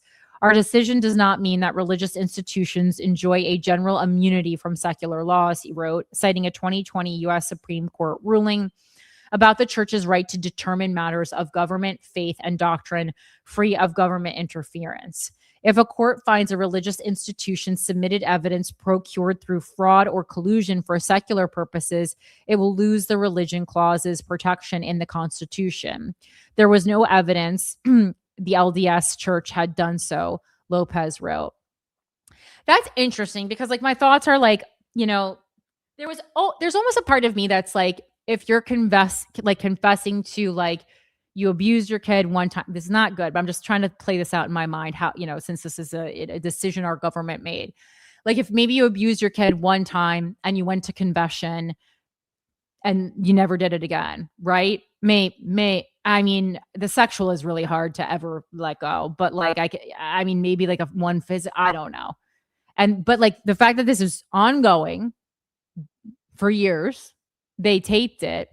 And like, I understand that if we took away this privacy that, you know, many people probably wouldn't end up confessing at all. Like if you know that you're going to get brought in, like you maybe don't confess. And that's kind of the beauty of confession, is that you can truly say whatever. And it's just between you and God. But let's live in reality here. It's not between you and God, because there's someone on the other side of the confessional booth who is a human in this fucking realm, who can advocate for the child.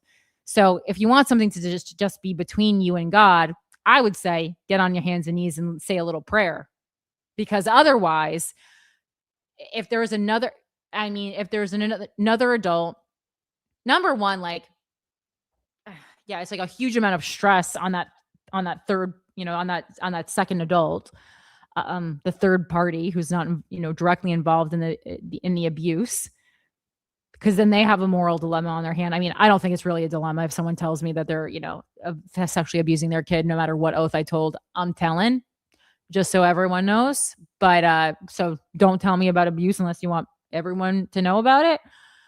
I don't know. What are your thoughts on this? Have you ever gone to confessional? Confessional is something that's very odd to me, just because I'm not Catholic. My mom did it many times though. Oh yeah, no, it's like deeply ingrained in Catholicism. It's like the whole thing. I mean, they really did impress upon us, like as children, like, yo, no matter what you say, it's between you and God. The priest is a conduit between you and God. He's not even really there. Like, put him out of the equation. This guy's like talking for. So it's like you really did have the sense, at least as a kid, of like, all right, like, I don't know, man. They like made you make up stuff. So it's like, sounds like a past life regression. Yeah, it's like it is like it's weird stuff, man. It's I don't know. I don't think I'm gonna put my child through that, but if they're interested, they can go check it out. Well, it's interesting because hearing that as an adult, it just seems to me like they're just trying to acquire like ammunition on you, so that if you ever tried to leave the church, they'd be like, we got all this info on you. You can't leave. You're beholden to us. Like, that's so funny. That's what it feels like to me. It's like, well, obviously, like, what a great plan to make sure people never click unsubscribe to the Catholic Church. You think that's why there's always a hole in the church roof, and that's why donations are always going around? That was the original blackmail list, was the church confessional. I mean, maybe it does seem like it. Wouldn't put it past them. Yeah, that does make sense, how like small town churches just made it last for as long as they did. I don't know. I like to think that there was like once upon a time where like, the Catholic Church was a sacred place, but I get it. It's kind of like post-secret. The Catholic Church is the Catholic Church confessional is the original post-secret. Feels good to get it off your chest. But again, just like when there's another adult who now has this information, I understand in theory that it's just a conduit to God, but it's just not, because it's another living person who could easily go 911. Hello. All right.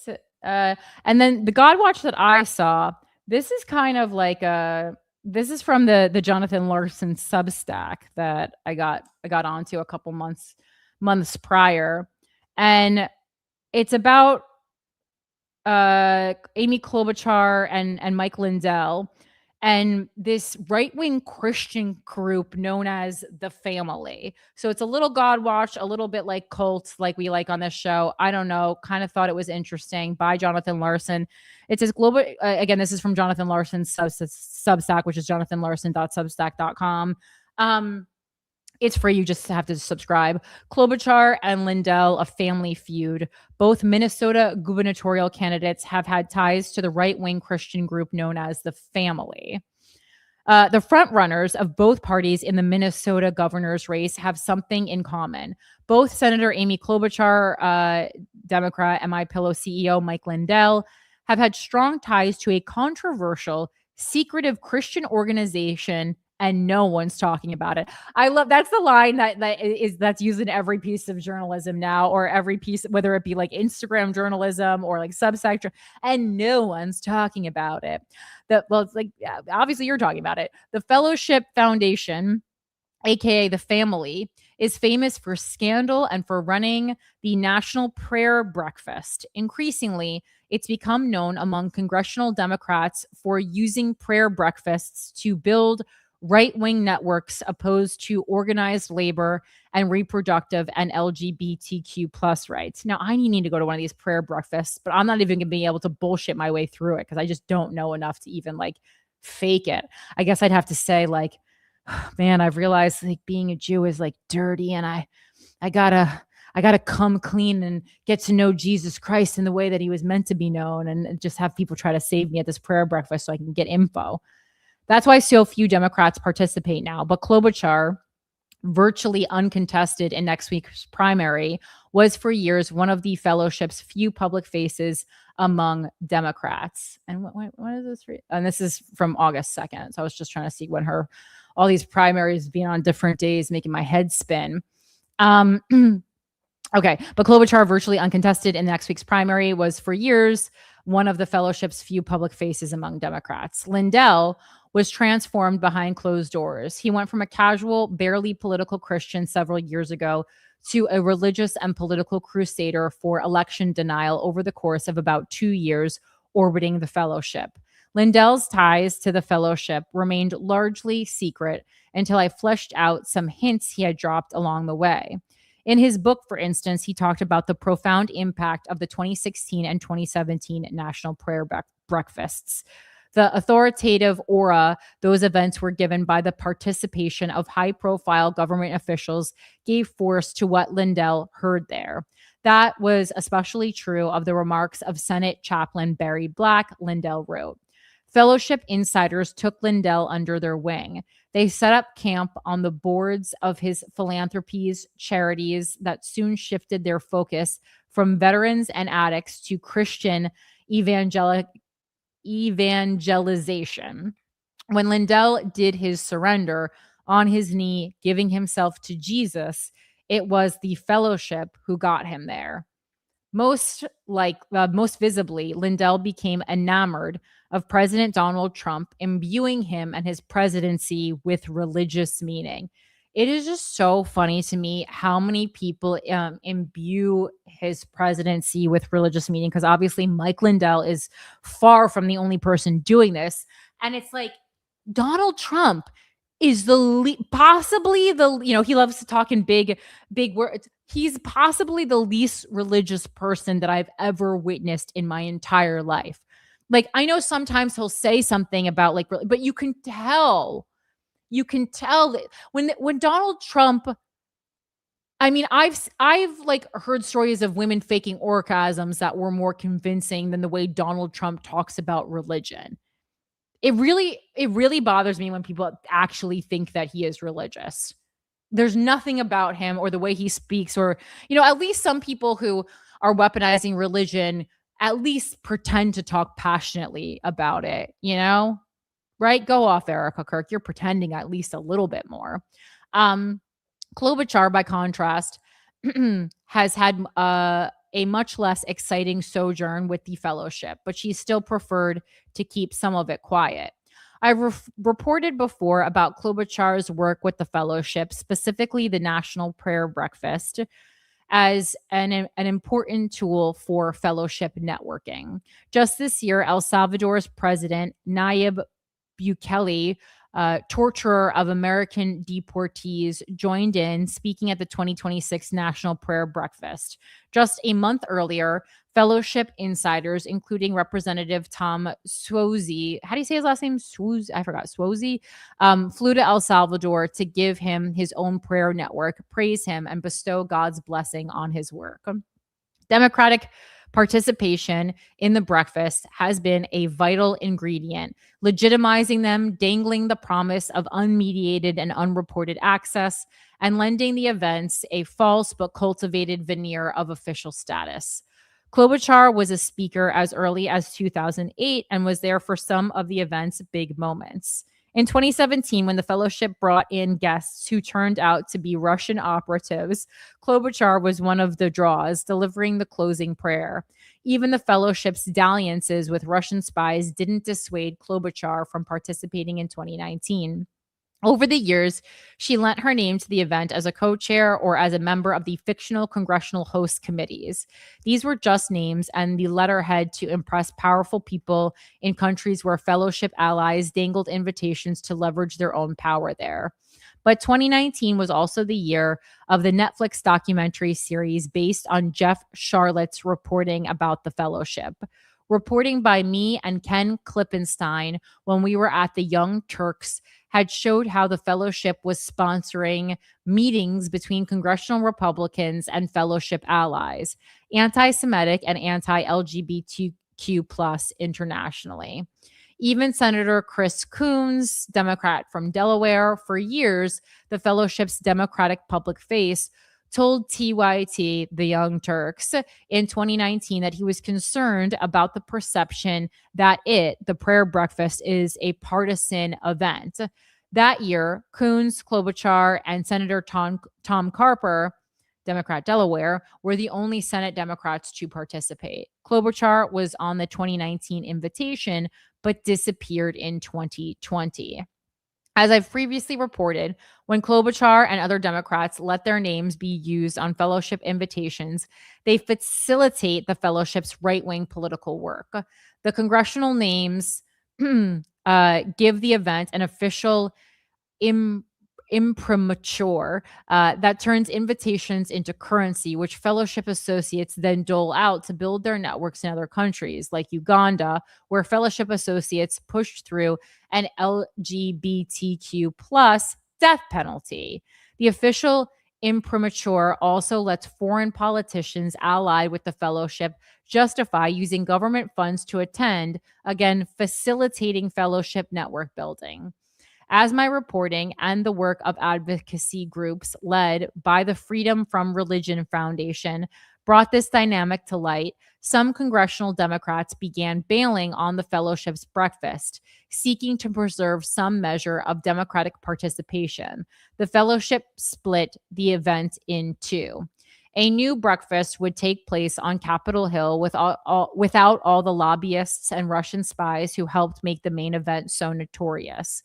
The smaller spinoff would be run by a separate nonprofit, ostensibly independent of the fellowship. Klobuchar and Coons have shown up there, but don't appear as active with the fellowship these days. Even congressional Democratic leaders have stopped going to either breakfast. The Interfaith Alliance this year published a video in which 4 House members, secular and religious, including past breakfast participants, said they're done. One of those 4, Representative Lucy McBath, Democrat, Georgia, had co-chaired the 2023 Capitol Hill breakfast with Representative Tim Walberg, Republican, Michigan. Walberg's co-chair role was then cited in a fellowship congressional filing to justify flying Walberg to Uganda to defend, underlined, its LGBTQ plus death penalty. McBath said in the Interfaith Alliance video that our faith has been hijacked by political ideologies. When I asked Representative Jared Huffman, Democrat California, co-founder of the Congressional Free Thought Caucus, about Senator Kirsten Gillibrand, Democrat New York, co-chairing this year's Capitol Hill breakfast, he said, "I'm dismayed that some Democrats still choose to play footsie with this scandal-plagued prayer breakfast movement." That it's so interesting to see how these politicians topple, because I feel like Kirsten used to be someone who, like, we're like, maybe we can make something of her, and then everything I read about her recently is just like worse and worse. Huffman, but then there's another part of me that's like, I mean, obviously, like, it's not a, conspiracy against her for her to be speaking here. But sometimes when someone goes so swiftly from like bad to good, I do wonder if this, if it was something that was like planned. I kind of feel that way about Mallory McMorrow in the Senate race in Michigan, which we'll talk about in a second. Not so much about her because she dropped out before, she still appeared on the ballot, but she had dropped out. But there was kind of some talk of like, basically AIPAC wanted to put their money behind Haley Stevens. So I couldn't find, I kind of just saw like rumblings of it. I couldn't find anything that I felt was like verified enough to really present it to you as factual. But I think it's like pretty, I don't know. I think it's like sus that she dropped out. I guess some could argue that like Abdul El Sayed was going to beat her no matter what, and they were worried about splitting the vote and then having Stevens win and then having Mallory be blamed for it. I guess that could have been the other strategy. But there is also some talk of like AIPAC having pushed her out, even though the reason she lost momentum in the first place is because some of her money was in somehow like traced back in part, like something was like connected to AIPAC, which now, will just bring down someone's campaign in the blink of an eye these days. All right, back to this article. Huffman's view appears to be prevailing. The 2026 Capitol Hill prayer breakfast that Klobuchar attended seems to be losing traction. Video of the event showed sparse turnout. And ironically, the two breakfasts that both claim prayer is unifying are now at odds in a legal battle over the name National Prayer Breakfast. Either way, it appears Klobuchar's connections to the fellowship are weaker than they have been, although we don't know whether she still attends the weekly Senate prayer breakfast facilitated by the fellowship. Again, like, why isn't any of this like okay? And again, like, it's like, obviously, like, you can be a senator and you can go to a prayer breakfast in your own time, but like the ties to politics just seem a little or a lot too close for comfort.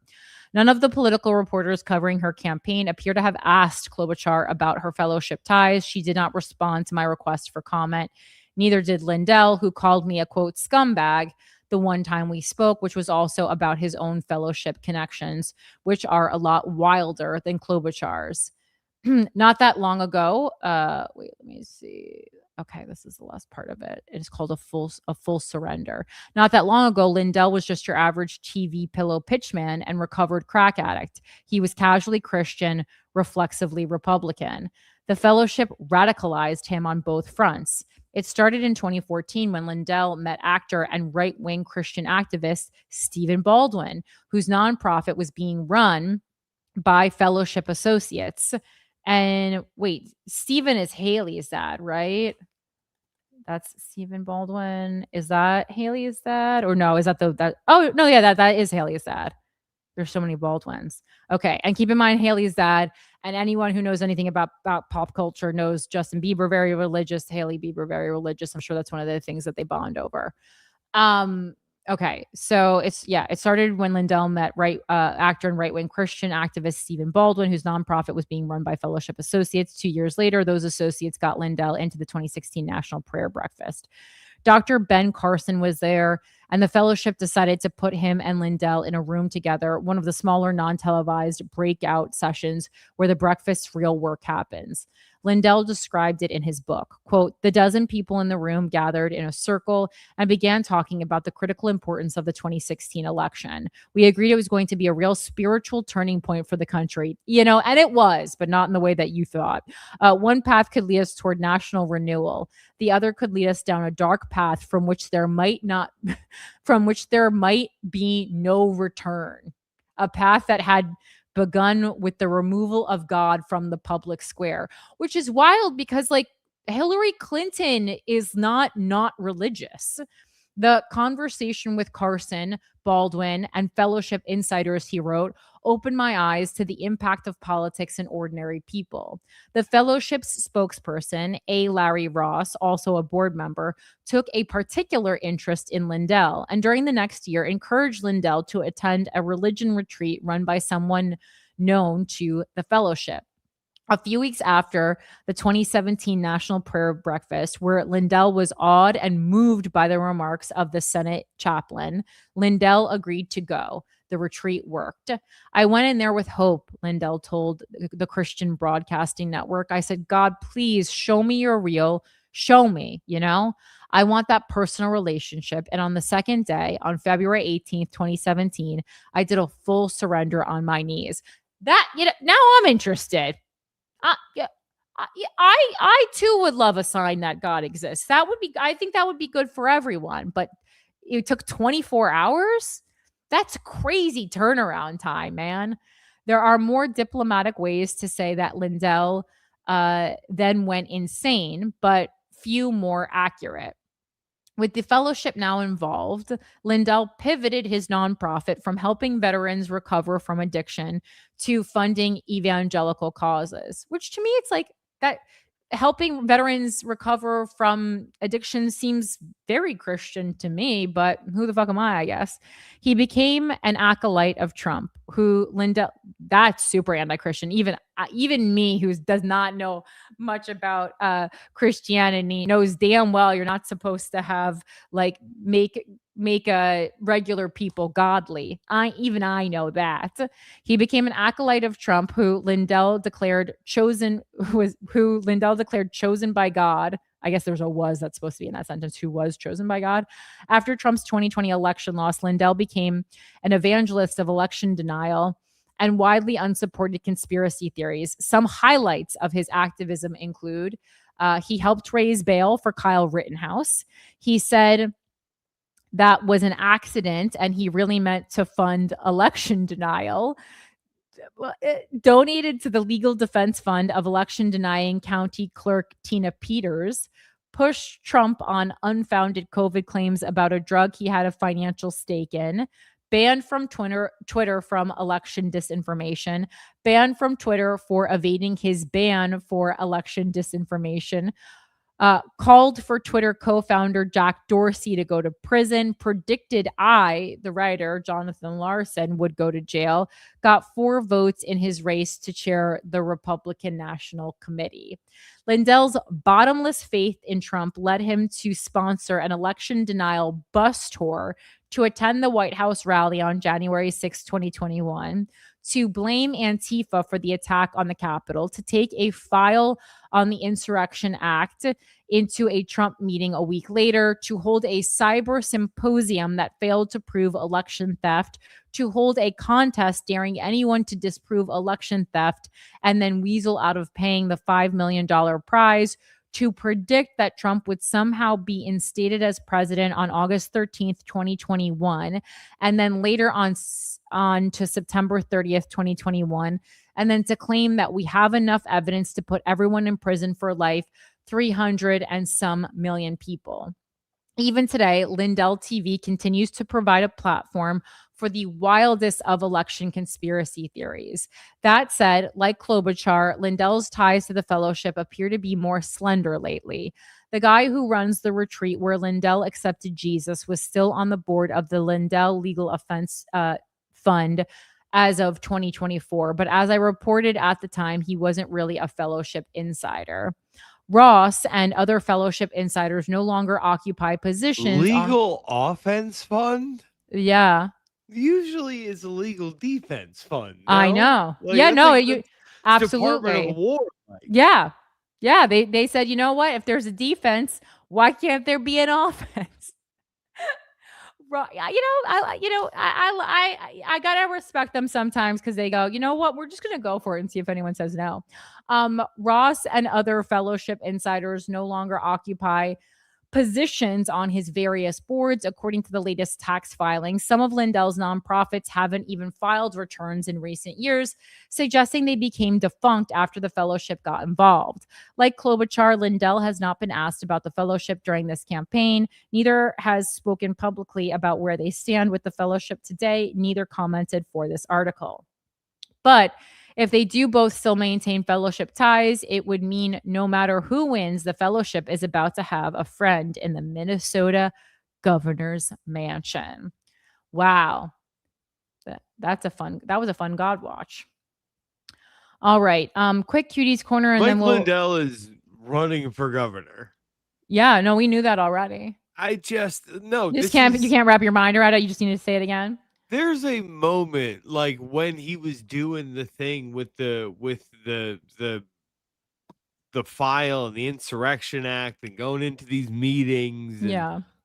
I was 100%. I turned to my mother and went, "This man is smoking crack. Like I know what it looks like when a guy is falling off the wagon."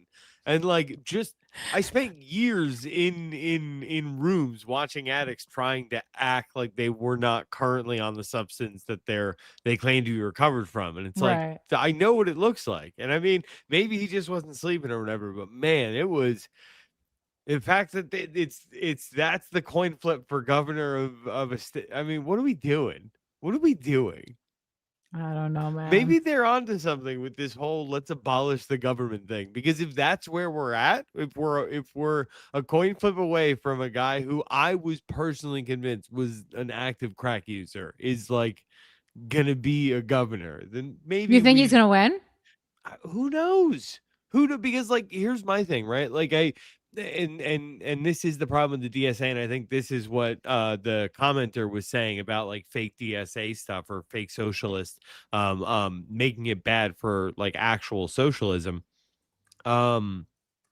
Just this idea of like it's almost a spoiler where it's going to kill whoever the establishment Democrat is in the primary, and it's just lining up the Trump aligned Republicans for just easy wins left and right. So it's Yeah, like, well, who knows? Well, I actually just Googled it, and New York Magazine, My Pillow guy is the front runner in Minnesota GOP gubernatorial race. In Minnesota GOP primary. Never mind. That's GOP specific. Okay. Because I did. So wait. Because they have party specific, I guess, in Minnesota, but so I guess they're not doing polling yet. Because I was like, yeah, obviously he's the leader in the. Oh no. Okay, so here in the fine print, Lindell trails Klobuchar by 17%. So she is still has a healthy lead over him, but he's the front runner, but only in the GOP primary, which doesn't affect Amy Klobuchar because she's a Democrat. Okay, so interesting. So no, he is not the front runner in the race, which makes me feel like a little bit better about Minnesota, because I was like, I feel like Minnesota would go Klobuchar, but you never fucking know. You never fucking know. Well, but I mean, like, that is the thing where it's like, okay, how much has her reputation been tarnished by, like, well, we don't know what her association is with these people. We don't know what her association is with, like, establishment money. This guy's an outsider riding the populism wave. Who knows? Yeah, no, I mean, they both seem like not great choices now at this point. I wanted to quickly cover the Cuties Corner lab monkeys if you wanted to present that to the group. Yeah, I'm looking for the article that I found earlier. Right. I'm just gonna give me 2 seconds. I just want to flick my air on. It got so hot in here. 1 second. But you can keep talking to the folks. I want to check the validity of this, the Straight definitely check the Times. But I saw a couple things that came out that said that there was a mass run on maintains high professional validity for general and regional reporting, though its reliability is tempered on domestic political issues due to structural alignment with Singapore's government and notable 2023 circulation inflation scandal. So there is some government stuff that it can be an issue, but they might be right about this one. They said that it is. I'm back. Sorry, I was just pulling up like how reliable this is, and it was saying essentially that like it's pretty reliable, but if it's reporting on stuff in Singapore, like they do kind of just need to do whatever Singapore says, or else it's going to be an issue for them. You know what I mean? So wait, who's they? The Straight Times. Oh, okay. So it says it follows professional journalism and ethical guidelines for day-to-day reporting, serves primary reference for Southeast Asia economic, social, and policy developments, rated by independent media watchdogs as mostly factual, though carrying a pro-establishment or right-center lean regarding local governance. So this is the thing that they put here is $33,800 lab monkeys show that China is just absolutely booming. It points to this one example of 40 monkeys being bought at a price of 178,000 won, which is almost double what it was last year. Comes out to about almost $34,000 per monkey. That's so expensive. Yeah. And it's just showing that, like, their goal to just ramp up biotesting is leading to like, hey, we need more monkeys than you can throw at us right now, because we need to keep advancing the biotech seems to be the next thing that they're like, okay, like time to mass accelerate this one. And typically when that is what they put their mind to, it works, but in the short term, it's pretty bad for some monkeys. Yeah, and I'm like, where do medical testing primates come from? Like, what? I'm like, medical testing primates for research in the United States and Europe generally come from a combination of specialized purpose-bred captive colonies and to a lesser extent wild caught sources. Imagine you're just like in the wild having a nice day and then all of a sudden you're getting tested on in a lab. I did say right before the show started, like one of these monkeys could develop and just become Planet of the Apes, like Caesar. How sweet would that be? That is so funny that you say that, because that's a stand-up premise. You know how they'll every now and then, like, someone will have a podcast where they're like, what's a premise that you really want to work that never worked? My premise that I've been trying for years to get work that I can never get work is that we have been so cruel to animals that I just know like other animals are going to fully get together and go full Planet of the Apes on us, and we're going to be deserving of every moment of it. Audiences really don't like that premise, but I think it's true. I guess maybe they're like, I wish it was funny. Not just horrifying. Oh my God. Procured 40 cynomolgus monkeys. I don't even know what that means. I mean, I guess it's like a type of monkey. Are you talking? Because I don't hear you. Sorry, I've been muted the whole time. Sorry about that. I was like, I feel like you're talking. Yeah. Yeah, I don't know, but it is a type of monkey that they're using for this research. It says they also are seeing similar price spikes for smaller sized primates, which are needed for drug safety trials across the industry. So yeah, just breakneck speeds at the Chinese biotech laboratories. Certainly nothing to worry about there. Jesus, damn. But a lot to worry about if you're a monkey. All right, let's move on to the main stories. We have 3 today, actually, that I thought were worth, although none will be as like, deep divey as the postpartum psychosis one last week. This is why Abdul Hold on. I need to read this one line because this just shows how cold capitalism is. It's like negotiating with NVIDIA to secure its chips or arranging for capacity with a data center provider. If you're an LLM, large language model company, and need computing power, said co-founder and chief financial officer at next generation cancer therapy developer Excalibur Therapeutics, everybody has their own way. I mean, my God. That's it, dude. Yeah, you just need wafers to put chips on and stuff. Come on. Oh boy. That's not good. But what is better than that is Abdul El Sayed. I've been saying Syed, but he says it's Sayed, I believe. I heard he said Abdul El Sayed, I believe is the correct pronunciation.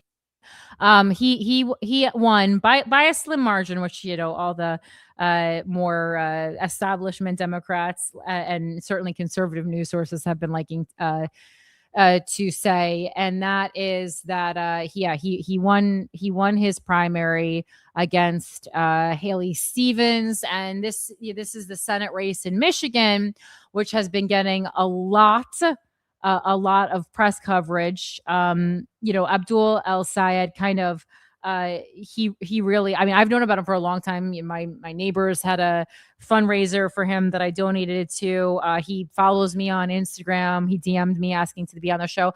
I said yes, and then I kind of just was like, I don't know. And then I wanted to give kind of like equal airtime to Mallory McMorrow as well.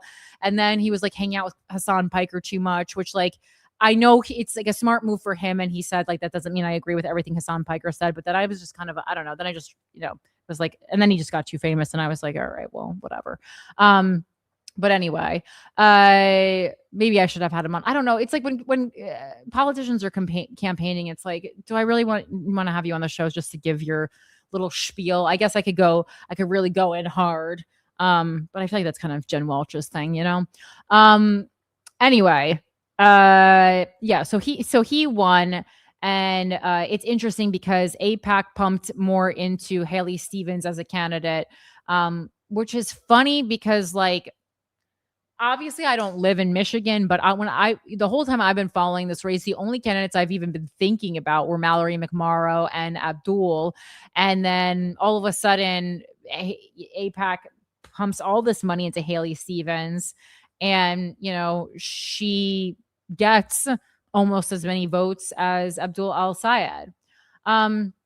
So let's talk about why he won. I'm going to go, and I know Mike's going to love this, but I'm going to go to the Free Press first, because they analyzed, and obviously like they're not huge fans of him, but I think it's interesting to listen to why in their assessment he won.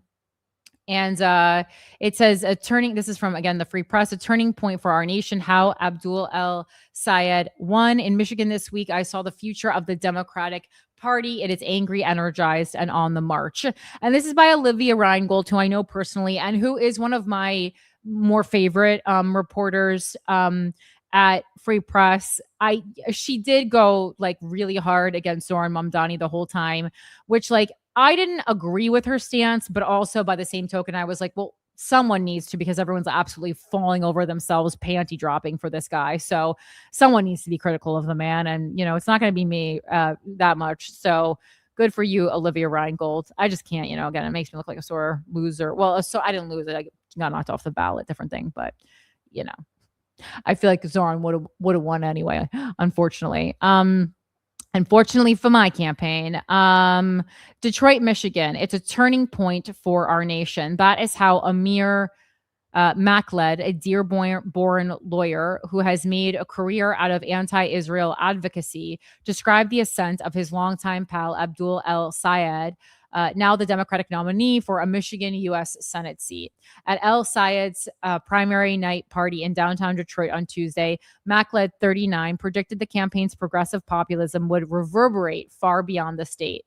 It's something with which the lawyer is intimately familiar. Macled is the Democratic nominee for a seat on the University of Michigan Board of Regents and is running for office on an identical platform: anti-establishment, anti-the American Israel Public Affairs Committee, AIPAC, and anti-billionaires. This platform is resonating with folks from Colorado, New Jersey, New York, he told me, over the din of Motown oldies. It's exciting. Polls had predicted a blowout for El-Sayed over opponent Representative Haley Stevens, but it wasn't until Wednesday morning that the networks called it for El-Sayed, a 41-year-old who, to the chagrin of the Democratic establishment, has never held elected office. He's now but he's a super smart guy, though. He's now one election away from a seat that could determine control of the U.S. Senate. What we showed is that if you're willing to build a movement brick by brick, he said at a press conference shortly after the Associated Press called the race for his favor, you can build a conversation that builds into a movement that defeats Goliath. He's also like pretty young and pretty good looking. So again, they always like to really leave that out of the lead, and it's not to take anything away from him. But as we all know from existing on planet Earth, it certainly helps. El-Sayed represents a movement that is rapidly expanding across the country and increasingly making inroads in purple territory like Michigan. The margin for his win, however, was narrower than expected. El-Sayed defeated Stevens, a fourth-term congresswoman, by less than 1 percentage point in the final days of the race. Some polls showed El-Sayed besting his opponent by double digits, with Polymarket even placing his odds of victory at 97%. If Zoran Mamdani's insurgent New York City mayoral campaign first alerted the Democratic establishment that something was afoot within the party, last night confirmed the shift. There is no more denying the populist spirit roiling the Democratic Party nationwide. I also want to put into here, though, that, again, there a lot of the conversation in both Mamdani's campaign and El-Sayed's campaign, even though I don't think it should be because it's religious, is that these two individuals are Muslim. And I feel that way. If they were Christian, if they were Jewish, it just really shouldn't be fucking brought up. But obviously, as a group of people that in the post 9/11 world have experienced so much Islamophobia, it is an achievement as a Muslim individual to be elected I totally get that, right? But the thing about Michigan is, if there's any place where you're going to have a Muslim elected official, Michigan is the place. Look at the breakdown. This is a place that has a huge Muslim population.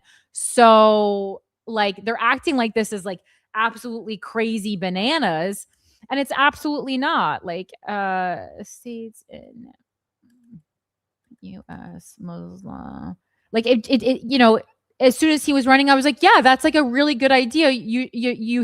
The constituents should feel like their representative is representative of who they are. This is a good idea because of that. In U.S. Muslim percentage. So I'm just doing getting some numbers again too. Okay, so the state Michigan, yeah. So Michigan is in the top 5 of Muslim populations, U.S. Number 1 is actually Illinois. Number 2 is New York. So Zohran Mamdani makes sense. 3 is actually my home state of New Jersey. Makes sense. It's always a ton of Muslim people around. I guess that's why it's like also like not. I don't know, nothing like there's no like type of person or ethnicity or religion that's like weird, like that is like not familiar to me seemingly, because like I just even, and I was born in 1985, but like diversity was never like a new concept to me. So it was so interesting when I first moved to New York City, and I met so many people who have lived in this like very homogenous environment growing up, and like had never met a Jewish person or hadn't really been around Black people or Latino people. I'm like, where the fuck are you from? Like in my kindergarten class, we could have found all these groups, whatever. Maryland, 3.1%, and then Michigan coming in at 2.4%. Okay. So just, so again, makes sense that, we would have these big, popular Muslim candidates in Michigan, in New York. El Sayed is not as radical as Mamdani. He recently, and Michigan's not as radical as, New York City. So again, makes sense. He recently declared that he was a capitalist and does not belong to the Democratic Socialists of America. In that way, I think he's a lot like me, where he's like, he shares a lot of viewpoints with the DSA. He works alongside them, but he is not a registered member, despite their best efforts to help elect him. But he is firmly on the party's left wing, calling Israel bloodthirsty the day after the race. While Stevens was endorsed by Michigan Governor Gretchen Whitmer and other mainstream Democrats, El Sayed had the new party heavyweights supporting him: Senator Bernie Sanders, leftist commentator Emma Vigeland, and a number of prominent anti-Israel activist groups, including Jewish Voice for Peace Action and If Not Now. But his path to the Senate is far from assured. El Sayed now faces an uphill, but not impossible, battle against Republican Mike Rogers, who has accused his opponent of trying to bring communism to Michigan. Okay. The latest polls show Rogers defeating El Sayed anywhere from 1 to 10 points. Well, we just learned that your points mean jack shit. In a head-to-head matchup. In a statement emailed out Wednesday morning, Stevens pledged to help elect El Sayed, which is cool of her.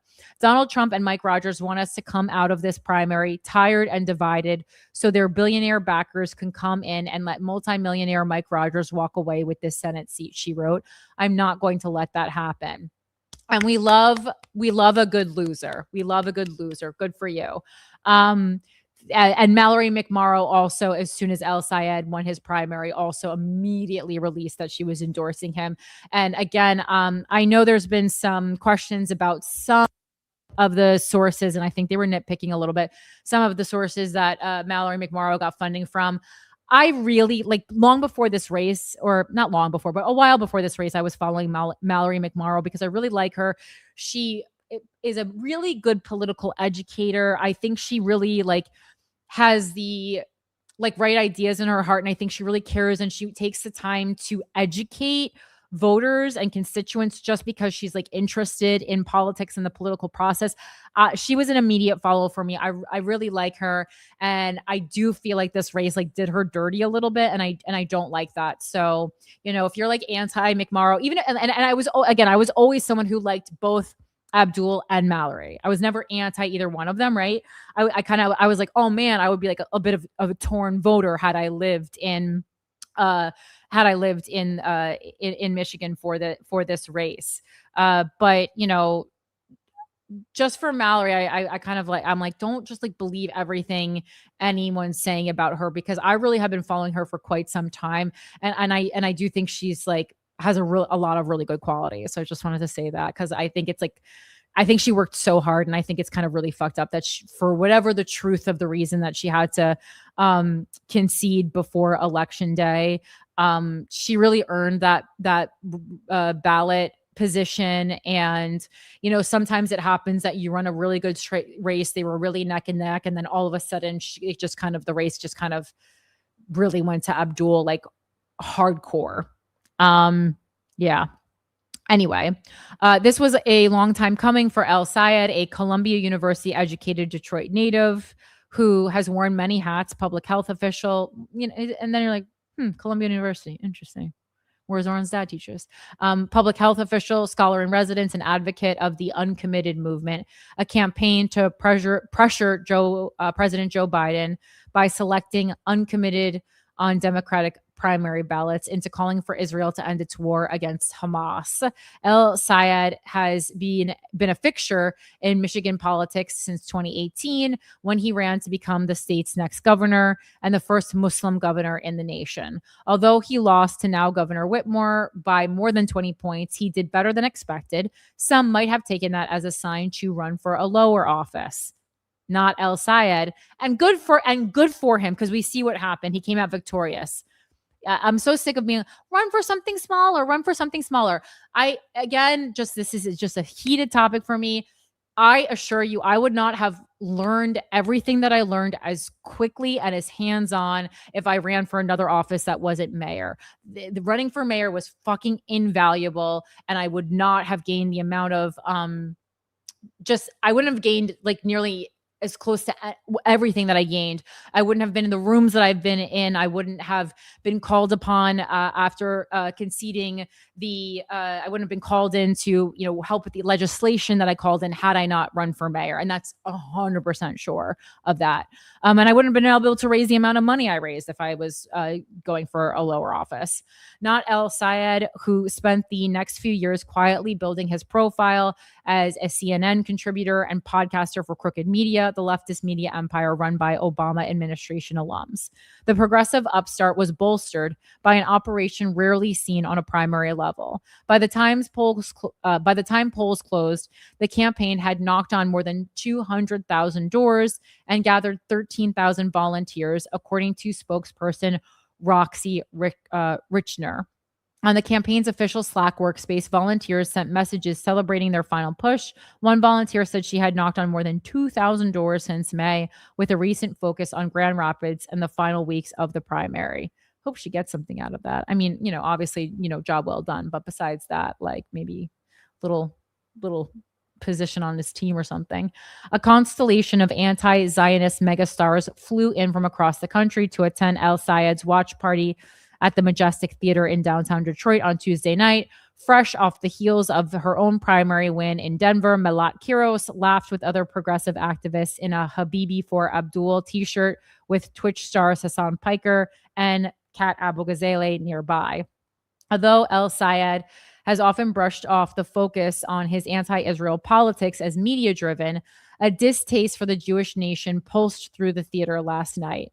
At one point, I was able to hear 3 conversations taking place around me, all about Jews, Israel, or the Israel Defense Forces. To my left, a man remarked that a lot of white people supported El Sayed because he didn't want to use their money to kill babies. Another man shouted into a woman's ear, making his case that the AIPAC, a pro-Israel lobbying group, is just as supported by Christian Zionists as American Jews. There were kefias as far as the eye could see. Oh my God. Kefias on heads, kefias as belts, or is it kefia? I haven't said this word in a while. And it's one that people say wrong so much that sometimes I feel like I've memorized it. Kefia. keffiyeh. Yeah. There were keffiyehs as far as the eye could see, keffiyehs on heads, keffiyehs as belts, keffiyeh printed phone cases. When the giant screen on stage flashed data points on the money that had poured into the race, showing that Stevens had benefited from more than $30 million in spending from AIPAC and other pro-Israel mega donors, the crowd threw their thumbs down and booed.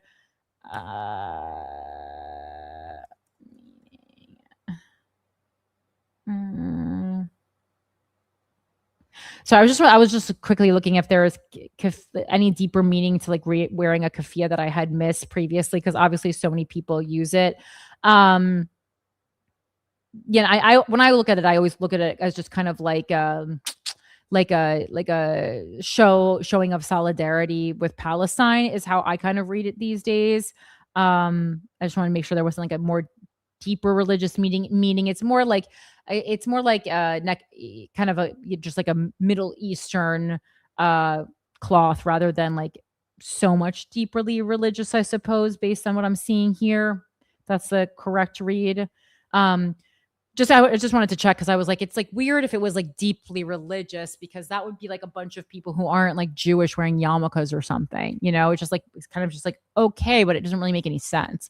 But more just like, you know, I think more just like solidarity with Palestine, that's a completely different thing. So that's fine. Okay. In the mix, I found Andy Ross, a 70-year-old retired therapist who grew up in Detroit in a Jewish household. He shared that he had defied the expectations of his friends in Bloomfield Hills, a vibrant Jewish community, by going all in on El-Sayed. About a year ago, he said the candidate had visited a local synagogue to make his pitch. It's hard not to like somebody who's saying everything you agree with, he told me. Always question someone who's saying everything you agree with and make sure that they're saying those same things in other rooms. The stuff about Israel, Medicare, the corruption, and the funding, those are the big ones. Within days of the synagogue visit, Ross said most who attended had turned against El-Sayed, claiming you can't trust him, but he was taken with the politician's stance on Israel, which Ross said he has opposed for decades. Ross said his position, I don't really like Israel at all, made him a minority amongst his mostly Jewish friends for most of his life. Not so much anymore since the emergence of El-Sayed, he said. My friends, none of them agree with me, Ross said. Then he paused, smirking, but their kids do. My generation, no, but your generation, yes. Later in the night, I spoke with 26-year-old progressive influencer Josh Green, who confirmed the generational shift when I asked him if he identifies as a Democrat. No, he said, really, I'm a progressive or Democratic Socialist, actually. He added he would register as a Democratic Socialist voter in Los Angeles if he could. Even ahead of the results, Stephen's mother, Maria Marcotte, whom I met outside of her Birmingham polling place Tuesday afternoon, seemed to grasp that the race was slipping out from under her daughter's feet. Already, Marcotte was bracing for the possibility of voting for her daughter's opponent, who once called Stevens a suit with a large AIPAC account. People are wrestling with it sincerely, Marcotte told me under the shade of a tree. It's an existential question, especially if you are Jewish. Marcotte clarified that she is not Jewish, nor was Stevens, but that she had sent her daughter to a Jewish summer camp and exposed her to all world religions as a child. She added that it was weird how hostile the campaign against her daughter had become. I'm pissed off, Marcotte said. They teased her about her voice, but she's authentic like that. She was talking like that in 9th grade. Well, baby, they're against her because of all the AIPAC money. It's not a fucking mystery. In recent weeks, Stephen's accent had become a point of fascination and a shared punchline between the right and the left, with Megyn Kelly even joining in saying, I don't find that attractive at all, no, nor do most Michiganders who don't sound like that. In his acceptance speech on Wednesday morning, El-Sayed called Stevens a colleague and friend. Oh, I would be so mad. Who he added he had a great conversation with earlier. It was a surprising end to a bitter primary fight in which El-Sayed recently had to encourage his supporters to stop harassing her for things that have nothing to do with her policies or politics. She loves democracy like I love democracy, he said at his press conference. Yeah, this is when you have to change your tune because you know that you absolutely, because the margin was so slim on your win, that you absolutely need Haley and her people who voted for her to vote for you in the general election. So now you're going to backpedal on everything. Like, this is the problem. This is why I Zoran Mamdani's his tactic of not saying anything mean about anybody except Andrew Cuomo, I thought was particularly smart, classy, but more strategic, obviously. Because this, you know, if you're campaigning on like, I am a trustworthy, authentic person, then you're bad mouthing Haley Stevens for months on end, and all of a sudden you win by a slim margin. Then you'd be like, you know what? She's actually my pal, and she loves democracy as much as I do. It's like, get the fuck out of my face. Again, I like El Sayed. I like him, and I think he's good. And I think like, it's like, yeah, it's like, okay, he's super anti-Israel, but it just makes a lot more sense when you're running for Senate than when you're running for mayor. If your main thing is being anti-Israel, yes, this makes sense, because in the Senate you can actually make decisions and vote, and you know, to stop having U.S. dollars fund Israel. That makes perfect sense. So I don't have a problem with it, you know. Or not that I ever had a problem with it. I don't find it sus, I suppose. But underneath the good cheer was a tinge of the populist anger that channeled El Sayed's rise and catapulted him to victory 8 years after his failed gubernatorial bid. After his prepared remarks, a reporter asked about El Sayed's comments on March 13th, a day after a thwarted terrorist attack against a West Bloomfield synagogue, in which a Lebanese-born man rammed his vehicle into the building where there were 140 children present. Days before the attack, 4 of the assailants' family members were killed in an Israeli strike in Lebanon, including his brother, a Hezbollah commander. In the aftermath, the FBI said that the act was motivated and inspired by Hezbollah's militant ideology. Hurt people, El Sayed said in a video uploaded to X. When the reporter asked whether he regretted his framing, El Sayed didn't flinch. What I meant is that hurt people, he said, doubling down.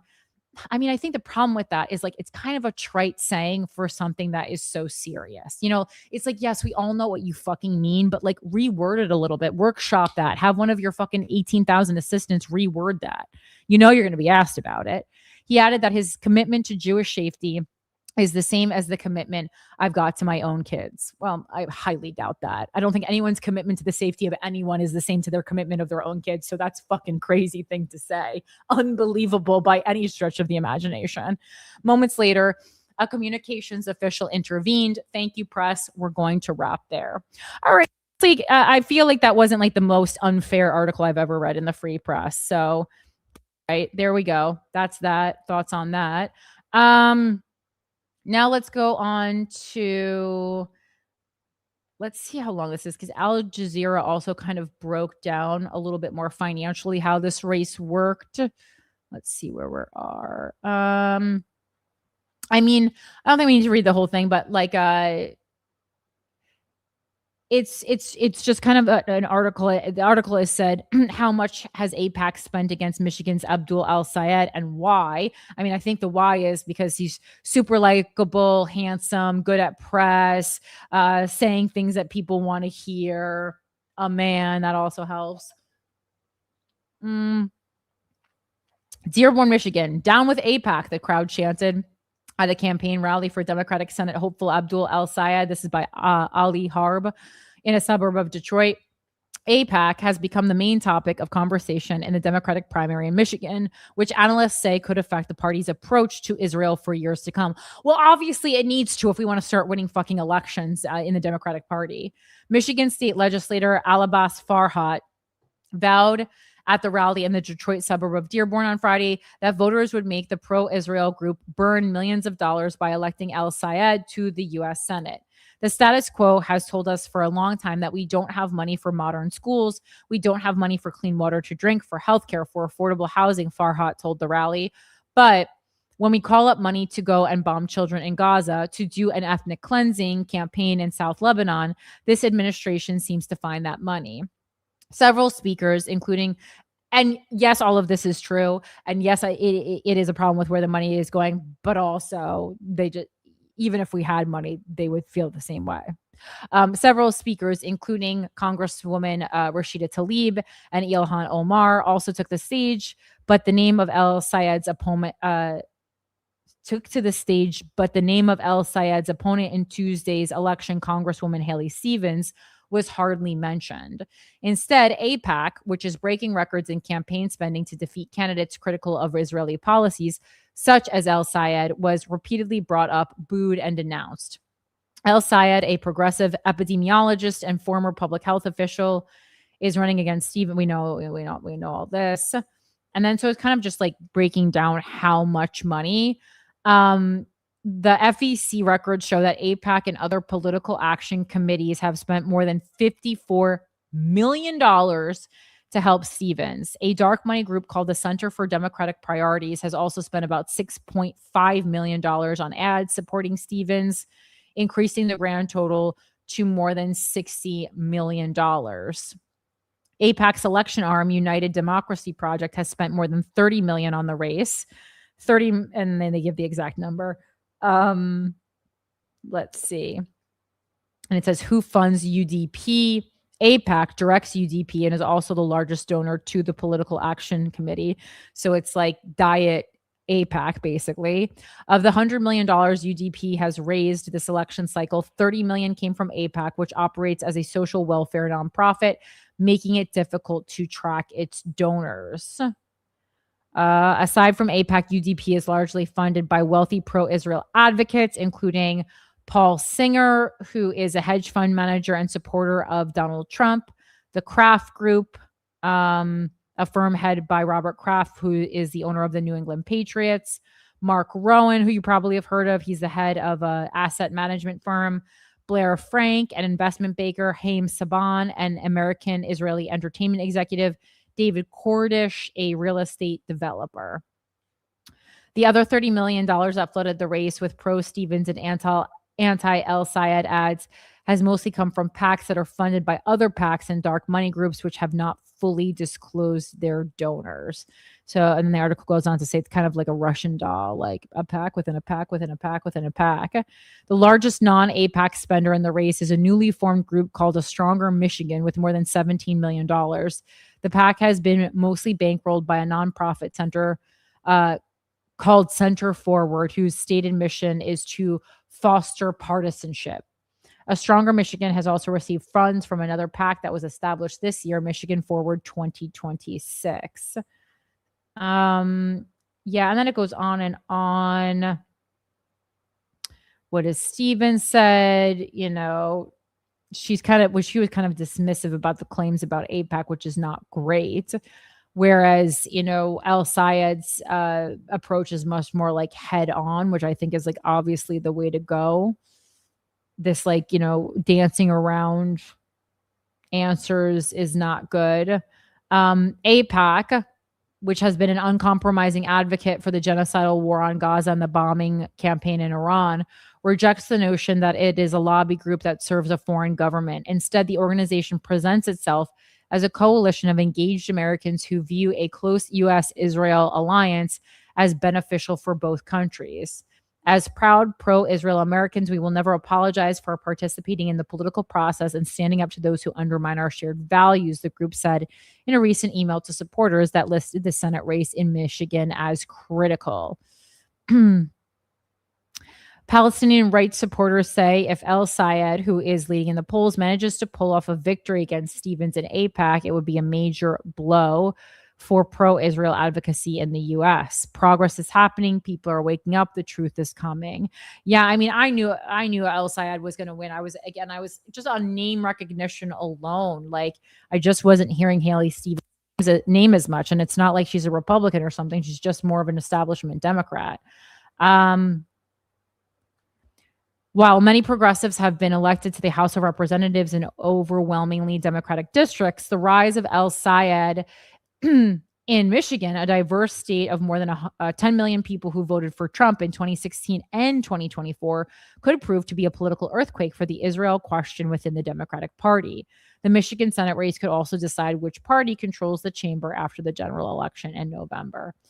And again, you know, we'll see how it goes and like what people are be able to do. But I think if, you know, as it seems, we got Abdul El Sayed, Mallory McMorrow, and Haley Stevens all working in conjunction with one another.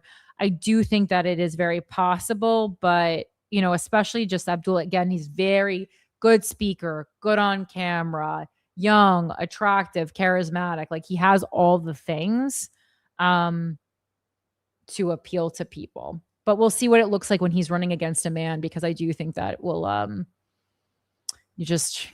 male candidates, I just feel like, are more appealing to people in this moment in time.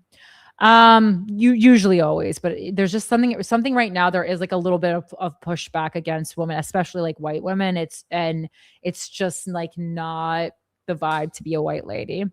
All right, next topic that from our main stories: murdering protesters in Iran. This is one of these underreported stories that I just think is so fascinating and that we should absolutely be talking about. And if you're interested and you want to truly be aware of global human rights violations that aren't glamorous or clickbaity enough to be covered in traditional news media, I really do feel like you got to be looking regularly at the Amnesty International website, which is just amnesty.org. This is also, as we went over previously, one of the few places that covered the witch hunt that's currently still going on in Ghana. One of my favorite things to talk about. I talked about on the pilot episode yesterday. And funnily enough, well, not funny at all, actually, but they actually introduced a new bill this week in Ghana. They tried to do this in 2023, I think it was, and the parliament passed it, but the president refused to sign it, which is crazy when you hear what I'm about to say. But they reintroduced an anti-witchcraft accusation bill, which is a little jumbly, but basically it's a bill proposing that it would be illegal to accuse someone of witchcraft or declare that someone is a witch. Again, as a reminder, those witch camps in Ghana, people are being, some people have been killed, but more so it's like they're just being stripped from their villages. They have to go live in these witch camps. They do this like weird ritual with chopping off a chicken's head. And if it falls on its stomach, that the person is a witch, and if it falls on its back, this person is not a witch. I mean, we're fully like Bridget Bishop Tituba like times, like fully going back to Salem with this stuff. But they have a new president now in Ghana. So now they're going to try to, get Parliament to pass this, and then, have the president hopefully sign it and make it illegal to someone of witchcraft, because it's really negatively affecting women ages 50 and up. And what's interesting about that age group? They can't do anything for men anymore, meaning procreate. Okie dokie. Let's get into protesters being murdered for protests. So this is a main story, but obviously it's also could be worse. Again, from Amnesty International: Iran end escalating campaign of arbitrary executions and death sentences against protesters. That's Amnesty International's call. And just like if we're following a timeline here, I looked into it a little bit. Let's see. So what happened was January, February of this year, because I was kind of looking into like, are they just like killing protesters on the spot? Are they arresting them and bringing them to trial? Are they like, how is this murdering? Because it's kind of like, it was vague in the beginning. In the beginning, January, February, it was just they were fucking on the streets, and security forces during this Iranian uprising were just literally killing people in the streets. And the numbers are really hard to trace because it's not independently verified, but the death, like on the spot murder of protesters, the number is between 7,000 and 20,000. And I know there's a lot of disparity there, but kind of just the thought that you're protesting and you're getting gunned down in the street for doing so I think is so fucking wild. Not that it doesn't happen here. Obviously ICE has shot down people and stuff, but this is like the government is doing this en masse. Like, I think is really crazy. Now what's happening is a little bit different. There's mass arrests followed by trials in revolutionary courts, they're called. And, these are often based on coerced or broadcast confessions. And the death sentences are on charges of things like waging war against God, espionage, or collaboration with hostile states upheld by the Supreme Court, and then sometimes and then carried out sometimes publicly. According to Amnesty International's research, 26 to 36 people have been executed in that way since the protests, and about 60, a little bit more maybe than that, more people are currently under death sentence. And 2 protesters were publicly executed as recently as July 28th. So again, really crazy. And yeah, this is just so wild to me, and why it is so important that we make sure in this country that we always have the right to protest. And when, you know, you're pushing back against government and things are happening, like, I don't know if you guys read, I believe this was in Minnesota. I'm pretty sure this happened in. ICE is now like coming and arresting people, or the government is now coming and arresting people who are like have posted on social media to like risk arrest in fighting ICE. And this special ed teacher was like arrested from her home because she put something on social media that, kind of encouraging her neighbors to be a little bit more bold against ICE, to risk arrest, nothing like that. It wasn't like a call for violence. And then they arrested her, and the charge was like federal conspiracy. So, we look at a story like this with Iran and go, oh my God, this is crazy. This would never happen here. And it's like, we're edging a little bit. We're edging. All right. So again, this is Iran end escalating campaign of arbitrary executions and death sentences against protesters. The public execution of 2 protesters today, so this is from July 28th, following the arbitrary execution of at least 3 other protesters last week, marks a further escalation in the authorities' use of the death penalty to quash dissent.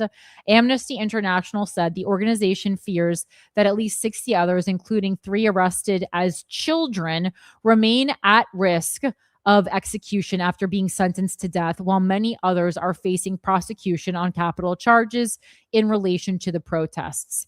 In the first half of 2026, Iranian authorities have increasingly used broadly worded national security charges, including espionage and collaboration with hostile states, to convict and sentence to death individuals arrested in the context of the January 2026 protests.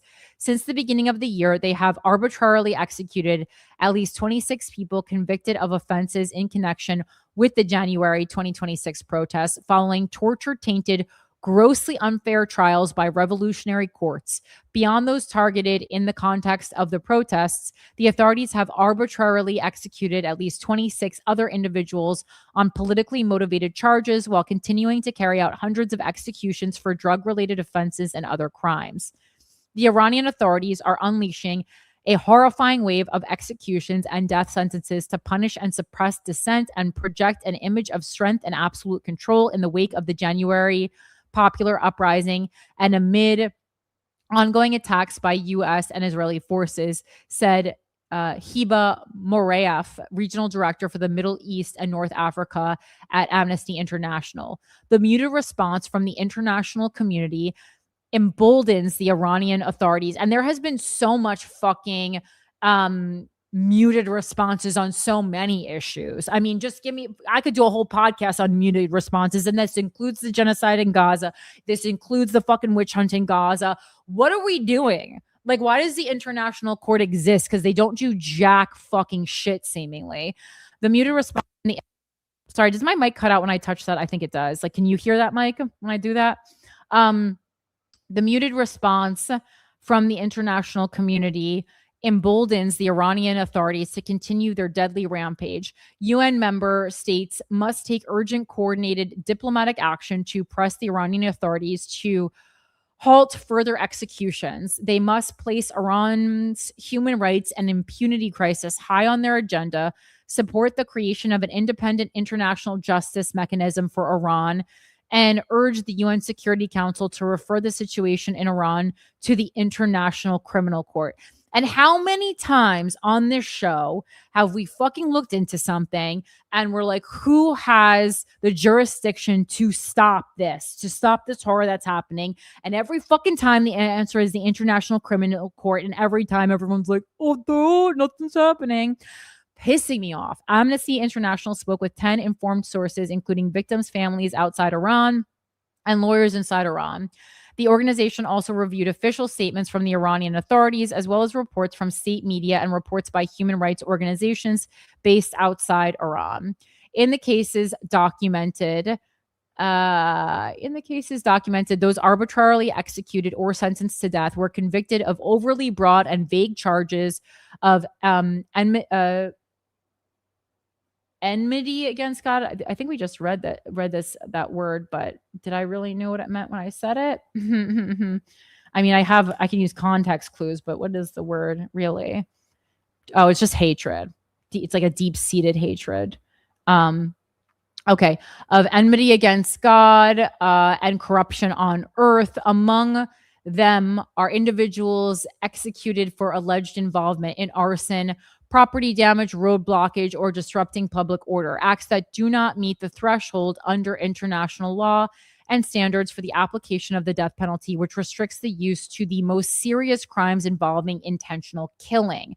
Some others have been prosecuted under the law on intensifying the punishment for espionage and collaboration with the Zionist regime and hostile states, which was enacted in the aftermath of the 12-day war in June 2025. The law criminalizes acts protected under international human rights law, such as peaceful participation in protests and sharing information with media organizations. Given that thousands were arrested in the context of the January 2026 protests, and relatives often refrain from publicly reporting death sentences, fearing reprisals, Amnesty International believes that many more protesters may be at risk of the death penalty. This is so fucking crazy. Since the unlawful attacks by Israel and the USA on Iran on February 28th, 2026, the Iranian authorities have intensified their use of the death penalty against individuals arrested in the context of the January 2026 uprising. On July 28, 2026, the authorities arbitrarily executed Amir Hossein Safari and Abulfazi Sapahi in public. They were arrested during protests in Esfahan on January 8, 2026, and sentenced to death following a grossly unfair mass trial involving dozens of defendants. Can you imagine the concept of a mass trial? The mass trial concerned the killing of 4 police agents during the protests in Al-Alakhani Square in Esfahan, as the arbitrary execution of 2 other protesters from the same case. As well as the allegations that the defendants possessed weapons, damaged public property, and set fire to building. This followed the arbitrary execution of 2 other protesters from the same case, Irfan Esfandiari and Gul Muhammad Mohammadi, on July 19th, 2026. Mizan news agency reported that confessions they made in detention were used to convict them. And they do, in this Amnesty International article, put confessions in quotation marks. And it goes on and on. Not that everyone's, name isn't important, but just, it's really about this absolute surge. And obviously doesn't take a genius to figure out that they're like, oh, you want a revolution? Actually, we're just going to start executing people arbitrarily, and then we'll see if you still want a revolution. This is a huge international human rights issue. Everyone should be talking about it. Didn't hear jack shit about it. 18 articles about Ariana Grande's weight, though, which we are going to talk about, but 18 fucking articles about one, and she is a very important human being, but her body, her choice to a certain extent. I don't know. I still have so much mixed feelings about people's strong feelings about Ariana Grande. Yes, Michael. You haven't been seeing stuff about the Iranian, like prisoners of war or like the Iranian deaths that are like, being blamed on like See, the wrestler who got killed, who they said like attacked a policeman, which was yeah, trumped up I'll charges. see it Like, here and there, but to me, this is such a huge, like, to me, human rights infractions are like the number one thing we should be talking about. And and so yes, I'll see it here and there, but not nearly at the rate that I think we should be seeing. It's kind of my point. I get what you're saying. Okay. Um, You're cutting out like crazy, Corinne. yeah, that's why I was asking you. I just said, is my mic going out? Yeah, it was cutting in and out. It seems good now. Wait, the whole time or just for that sentence? No, just for like it was a little bit chirpy, but nothing that was like even that noticeable throughout the episode. But right there, it was like, oh yeah, no. It's when I touch the mic, I feel like there's like a loose wire or something. I won't touch it anymore. My OCD is like very bad with both podcast mics. Like even when I watch footage back of myself, like at GWF, I'm like, I have to adjust the mic like 18,000 times. I really try not to, but it's like so hard not to. Even when I think I'm not doing it a lot, I'm still doing it like 18,000 times more than anyone else I've ever seen do it. All right. And then our last main story is about AI rare books. People really, this is not, this was one that was talked about more widely, but this is the story about how I'm sure you guys have seen online about how it has now been revealed that AI companies are accumulating rare books, having their AI scan all the pages, get all the information from them, and then destroying the rare books. And people are pissed. But what is being talked about less, that I think is even not even more interesting, but equally as interesting, is that there's now this like kind of cottage industry that has developed mostly from like one like seller that is like kind of anonymously selling in bulk rare groups to AI. And it's almost become like a rare book like cartel. And that was the story that 4041 Media broke. It's interesting because since 404 Media broke this story, the original headline was AI companies are buying tons of old books because they're free of AI slop. And then a couple days later, 404 Media releases an article that says publishes an article saying company offering printed books to train AI stops after 404 Media coverage. So, basically they're like, yeah, this coverage, this article like really did, some due diligence. And that's why, access to news and spreading accurate news is so important, because like when done correctly, it can really get things done. This is like the benefit of a public shaming, I suppose, right? So let's see this article again from 404 Media. We're a new subscriber, all WACOs. We're all paying. Anyone, if you're a Patreon, this is one of our newest subscriptions. Add it to the loop. This is by Emmanuel Mayberg, and it's from July 21st. Okay, I want to read the original article because this is where kind of anything that you've seen online, this is the original source that's highly cited. As AI companies search for more training data to improve their models, one company is offering old printed books as an ideal source because they are guaranteed to be free of the very AI slop AI companies are producing. The world's best AI training data is sitting on a shelf. ISBN-DB, a company that produces what it claims is the world's largest book database, and that offers high-volume book acquisition services for AI companies, says on its site. Books represent curated, peer-reviewed, domain-specific human knowledge, structured in a way no web crawl can replicate, dense, edited, authoritative. In one article on its site, do you know is it ISBN-DB, or am I supposed to be saying like ISBN-DB or something? Like I've read it before. I've never heard anyone say it out loud. ISBN-DB explains that printed books published before 2022 are ideal for AI training data because they don't include AI generated text. And then that is interesting because you're like, how many fucking new books am I reading that include, unbeknownst to me, AI generated text? As the article correctly notes, much of the data that AI companies can scrape from the internet today is likely to include AI generated text, which could result in model collapse, a process by which AI models that are trained on AI generated data results in worse models that are more prone to errors. The article also notes that book authors who object to their writing being scraped for training purposes can now easily poison AI models by producing writing designed to manipulate and sabotage the resulting AI models. Print books from the pre-LLM era are structurally guaranteed to be free of this contamination. That alone is a significant advantage. Physical books published before this date, pre-2022, are structurally clean of modern poisoning tools. ISBN stands for International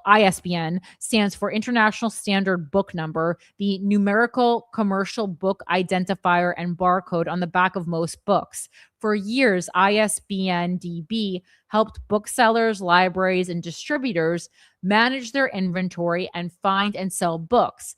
But the generative AI boom has made it valuable to AI companies. In addition to selling access to book metadata, ISBN DB now helps AI labs source bulk printed book purchases of between 1,000 to 1 million books per order. ISBN DB's data makes it easier for AI companies to methodically acquire, scan, and turn printed books into training data while avoiding duplication.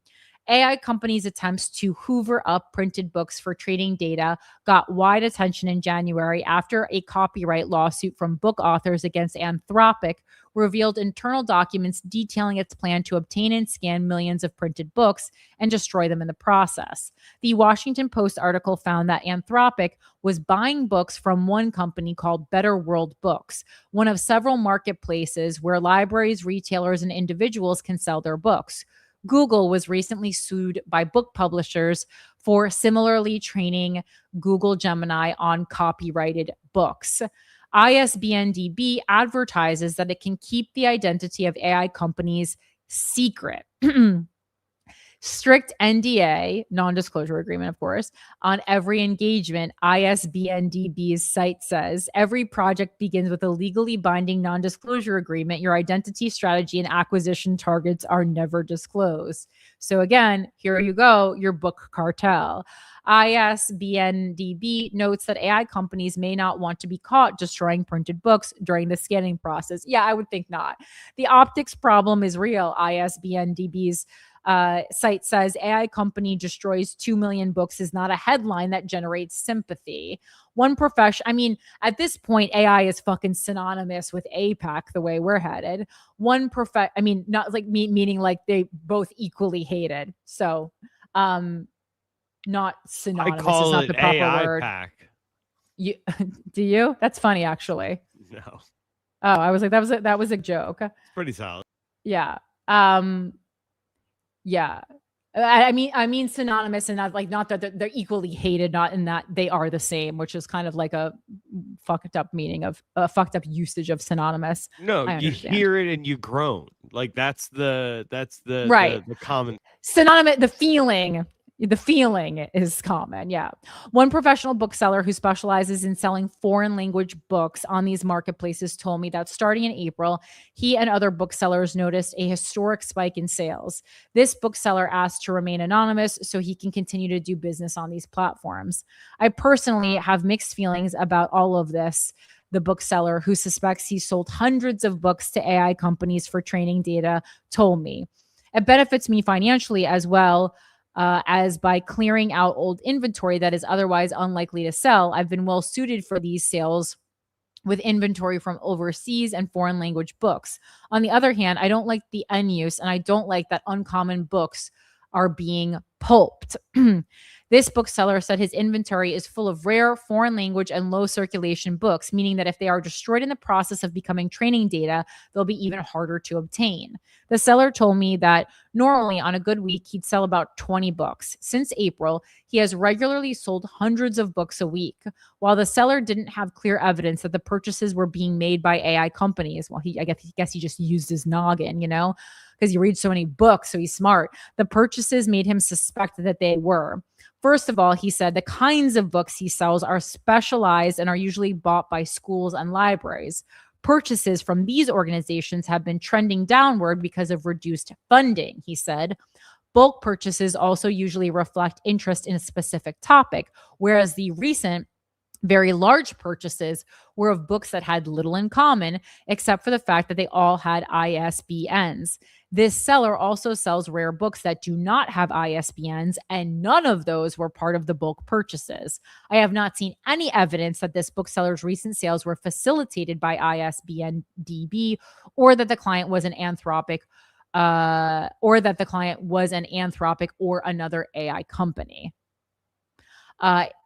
It's not just the quantity, but the weirdness of the orders, the bookseller told me. I've had library orders before, and usually they're mostly confined to a single subject or maybe a slightly broader range of subjects. But basically, almost every library in the world has lost their budget. I know all the US college libraries don't buy much anymore. This is so sad. The Australian libraries don't buy much anymore. The type of books, there's no rhyme or reason to it. Also, there's a total disregard for the price of the book. I've had some books that sold through this way that were greatly overpriced. That's kind of a tell for AI because they just have so much money. Is it just me, or has there been an uptick in the number of auto buy orders since the tail end of last year? One bookseller wrote on the forums for Alibris, another marketplace for selling books, in February. The auto buy function allows a customer to flag books they want to automatically purchase once they become available for sale on Alibris. Any comment on what is happening? Is an AI going to read every single book? Any insight into how the selections are made? They seem to vary quite a bit in condition, format, hardcover and softcover, price, and so on. We have a couple of new bulk buyers that are scooping up trade books. So lots of sellers are getting lots of orders. Mike Feldman, director of client services at Alibris, responded. One bookseller told me that the similarly large orders of books were coming through another marketplace called Biblio. Customers can provide Biblio with a spreadsheet of ISBNs they want to purchase, and the companies take it from there. In June, a publication in the Netherlands talked to several rare booksellers who reported similar large bulk purchases they assumed were coming from AI companies. It's hard to say for a fact that the books are being bought for training data and possibly being destroyed by AI companies, because ISBN DB and book marketplaces like Biblio and Alibris keep the identity of the buyer hidden. Dark book money. Large bulk purchases of books are first sent to distribution centers where, for example, Alibris checks the quality of the books before sending them off to the client. Internal Anthropic documents about its plan to scan millions of books revealed in the copyright lawsuit don't make clear why the company wanted to destroy the books in the process. A deposition of Tom Harvey, who Anthropic hired to lead the project and who previously helped create Google Books, shows that one company Anthropic contracted to scan the books was Datamation, which offers both high-volume destructive and non-destructive book scanning services. In a destructive book scanning process, the spine of the book is cut so the pages can be fed into a scanning machine, which is faster and cheaper than non-destructive book scanning. Regardless of its original intentions, the federal judge in the copyright lawsuit from authors against Anthropic, William Alsup, found that Anthropic's creation of digital copies of the books was legal specifically because the books were destroyed. Here, every purchased print copy was copied in order to save storage space and to enable searchability as a digital copy, Alsup wrote in his ruling. The print original was destroyed. One replaced the other, and there is no evidence that the new digital copy was shown, shared, or sold outside the company. This, Alsup said, was clearly transformative and therefore qualified as fair use under Section 107 of the Copyright Act. ISBN DB's site advertises this legal argument to AI companies as well. Purchasing paper books at scale from the secondary market does not deprive any creator of income that would otherwise have received. They would have otherwise received. ISBNDB's site says these are books that have already fully discharged their financial obligation to their creators. Responsible physical sourcing is not book burning. ISBNDB's site in a section about why it's crucial to recycle the destroyed books. It is the completion of a book's life cycle from tree to knowledge to tree again. ISBNDB and Anthropic did not respond to a request for comment. Now, my initial thoughts are like, okay, this makes sense if like they're explaining that this is the cheapest way and it always has been the cheapest way. But then there's another part of you that thinks is like, okay, well, I understand like digitization, that happens in a modern world, just the same way as like, all, music CDs turned into Spotify and other streaming services and things like that. Like I haven't bought a CD in years, right? But, it also does think it's like, okay, well, is this also, even if it's not even if the number one reason was financial, as so many things are in this country, certainly a perk of it seems that it will make people reliant on AI because they can't access the information in books. I mean, like the unanswered question is like, is somewhere this digitally archived on like online on the general web, or would you have to access it through an AI thing like ChatGPT or Claude? But then the second question is, let's like, well, Google has now integrated AI. So it's like, where does regular searching, stop and AI start? I mean, I guess it starts in like when it presents to you the AI at the top of the page. And then the URL results are still ones that you can file through manually. But very interesting, very big story this week that everyone was talking about. And, good on them that they actually caused change with this article. And I guess now just one girl discussion to round out our show here tonight, just because we need a girl, but we are at the end of our show. I did want to quickly address Ariana Grande, just because, I don't know, it's just like, this is very much my algorithm. And, so many people feel so strongly about this. And, heads up, I have never had an eating disorder. But I've certainly been a woman in the public eye, had many people comment publicly about my body, obviously have had lots of like weight issues due to my health. And, people can say whatever they want to say. There's just no one who's been able to convince me that these massive attacks on Ariana Grande are helpful. Like, I understand that when you're famous, especially as famous as Ariana Grande, that you have a circle of people around you who are yes men and women. And I think that is super destructive. That being said, even if Ariana doesn't know that she's too thin or that she's sick or that something is wrong at the very least, and we don't know why. I mean, there was half of me that was expecting her to come out and be like, guys, I fucking have cancer. I don't have an eating disorder. Stop talking about it. But who the fuck knows, And, with the release of her music video, in which I do feel like, whoever made that music video, it's like, what are you doing here? Like, I mean, she was skin and bones. So like, again, and that's not commenting on her, but it's like, there were other people involved in choosing these outfits, choosing these shots, choosing this lighting, choosing, telling Ariana most likely how to move her body. And that was fucking weird, I certainly thought.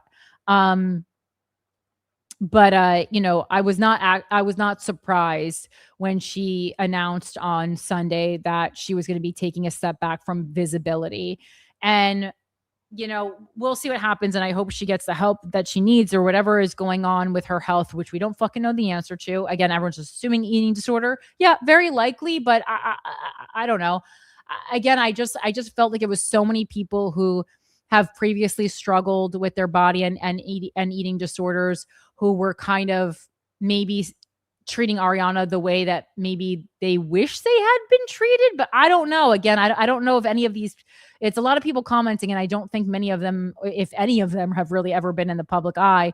So I do take issue with that because like what I can tell you is like, I understand that sometimes when you have an eating disorder, sometimes when you have an eating disorder, you don't have like you have body dysmorphia and that you don't have like a sense of what you really look like. You think you're overweight when you're not, something like that. But what I have never found helpful is a bunch of people commenting shit about me that I either already knew, didn't care to change, or was actively already seeking help about. That's what I've never fucking ever found helpful. And on the scale that Ariana Grande is experiencing it, it must be so overwhelming. Like, if you Google Ariana Grande and then go to the news tab on Google, I mean, article. I'll actually do it for you because I thought it was so interesting. Like, just all these fucking headlines, none of which I find to be helpful. Like, again, we're doing this saying that we're helping and being helpful, but like, are we? Yeah, when you go to news, it's like Ariana Grande is taking a step back from visibility after tour as public scrutiny intensifies. Ariana Grande likes posts saying not everyone will like healthier version of you amid fan concern. Ariana Grande subtly addresses weight concerns by liking posts about being healthier. Opinion: Ariana Grande's body is not our business. Her superstardom is. And it's like, okay, well, I mean, that's interesting headline. Ariana Grande's new video sets off talk about body and beauty standards again. Ariana Grande's how to talk about Ariana Grande in the Ozempic area. I mean, just constant fucking constant. I'm not Ariana Grande and I want to like blow my brains out about it. Again, so it says on Sunday, Ariana Grande announced that she will be taking a step back from visibility, suspending her future appearances after her current summer tour ends. The pop star had just released the music video for her latest single, Petal, which showed her always petite frame ridged with shadows of the bones of her chest. Fans, critics, and consumers of celebrity news responded with a chorus of dismay or alarm. The announcement, delivered by her representative and an exclusive to People magazine, is unlikely to stop the discourse about her thinness and health, which has been going on in one form or another since the singer, now 33 years old, was a teenager, and for other people in the public eye far longer than that. Then on Monday in Chicago, Grande addressed her previous statement, saying that the idea of stepping away from public life was long planned. A representative for Grande declined to offer further comment. No one outside Ariana Grande's personal circle knows the reason, if any, that she appears to have lost weight. Her health is private. Her image is visible everywhere. The space between those two premises is filled with speculation and with arguments about whether it's right or wrong to speculate. What is the audience's business? What is it culpable for? It's been 43 years now. And again, every article is getting into Karen Carpenter, who, if you don't know who she is, you're about to learn about her. It's been 43 years now since the platinum-selling singer Karen Carpenter died at the age of 32 of heart failure brought on by anorexia and bulimia. Fans by the thousands had watched her dwindle away over the years. Yes, and yes, this is 100% true. But the fact that we have to fucking go back to Karen Carpenter as an example, who died in, let me get the year for you, who died in 1983. So she died before I was even born. It's a much different time. The discourse is much different. So while the story of Karen Carpenter is sad and valid, and I think a failure of many people around her, to compare it to Ariana Grande, I just don't feel like is the same thing. We have an open discourse about eating disorders now that they did not exist when Karen Carpenter was publicly suffering. And also, Karen Carpenter would have probably been dead a lot sooner if Karen Carpenter had to be on fucking social media. Just how delicate she was became painfully clear by the mid-70s when audiences watched her wither away before their eyes. James Gavin wrote for the New York Times in 2010 as he reviewed the biography Little Girl Blue, The Life of Karen Carpenter by Randy L. Schmidt. Karen suffered from what were then mysterious eating disorders, anorexia nervosa, and bulimia, and she was slowly starving herself to death. I don't think her illness was handled properly, her brother and bandmate Richard Carpenter said in a CBS interview in 2022. Also, think about it. Think about what time period we're in. Everyone else is probably fucking so high on drugs they don't even notice.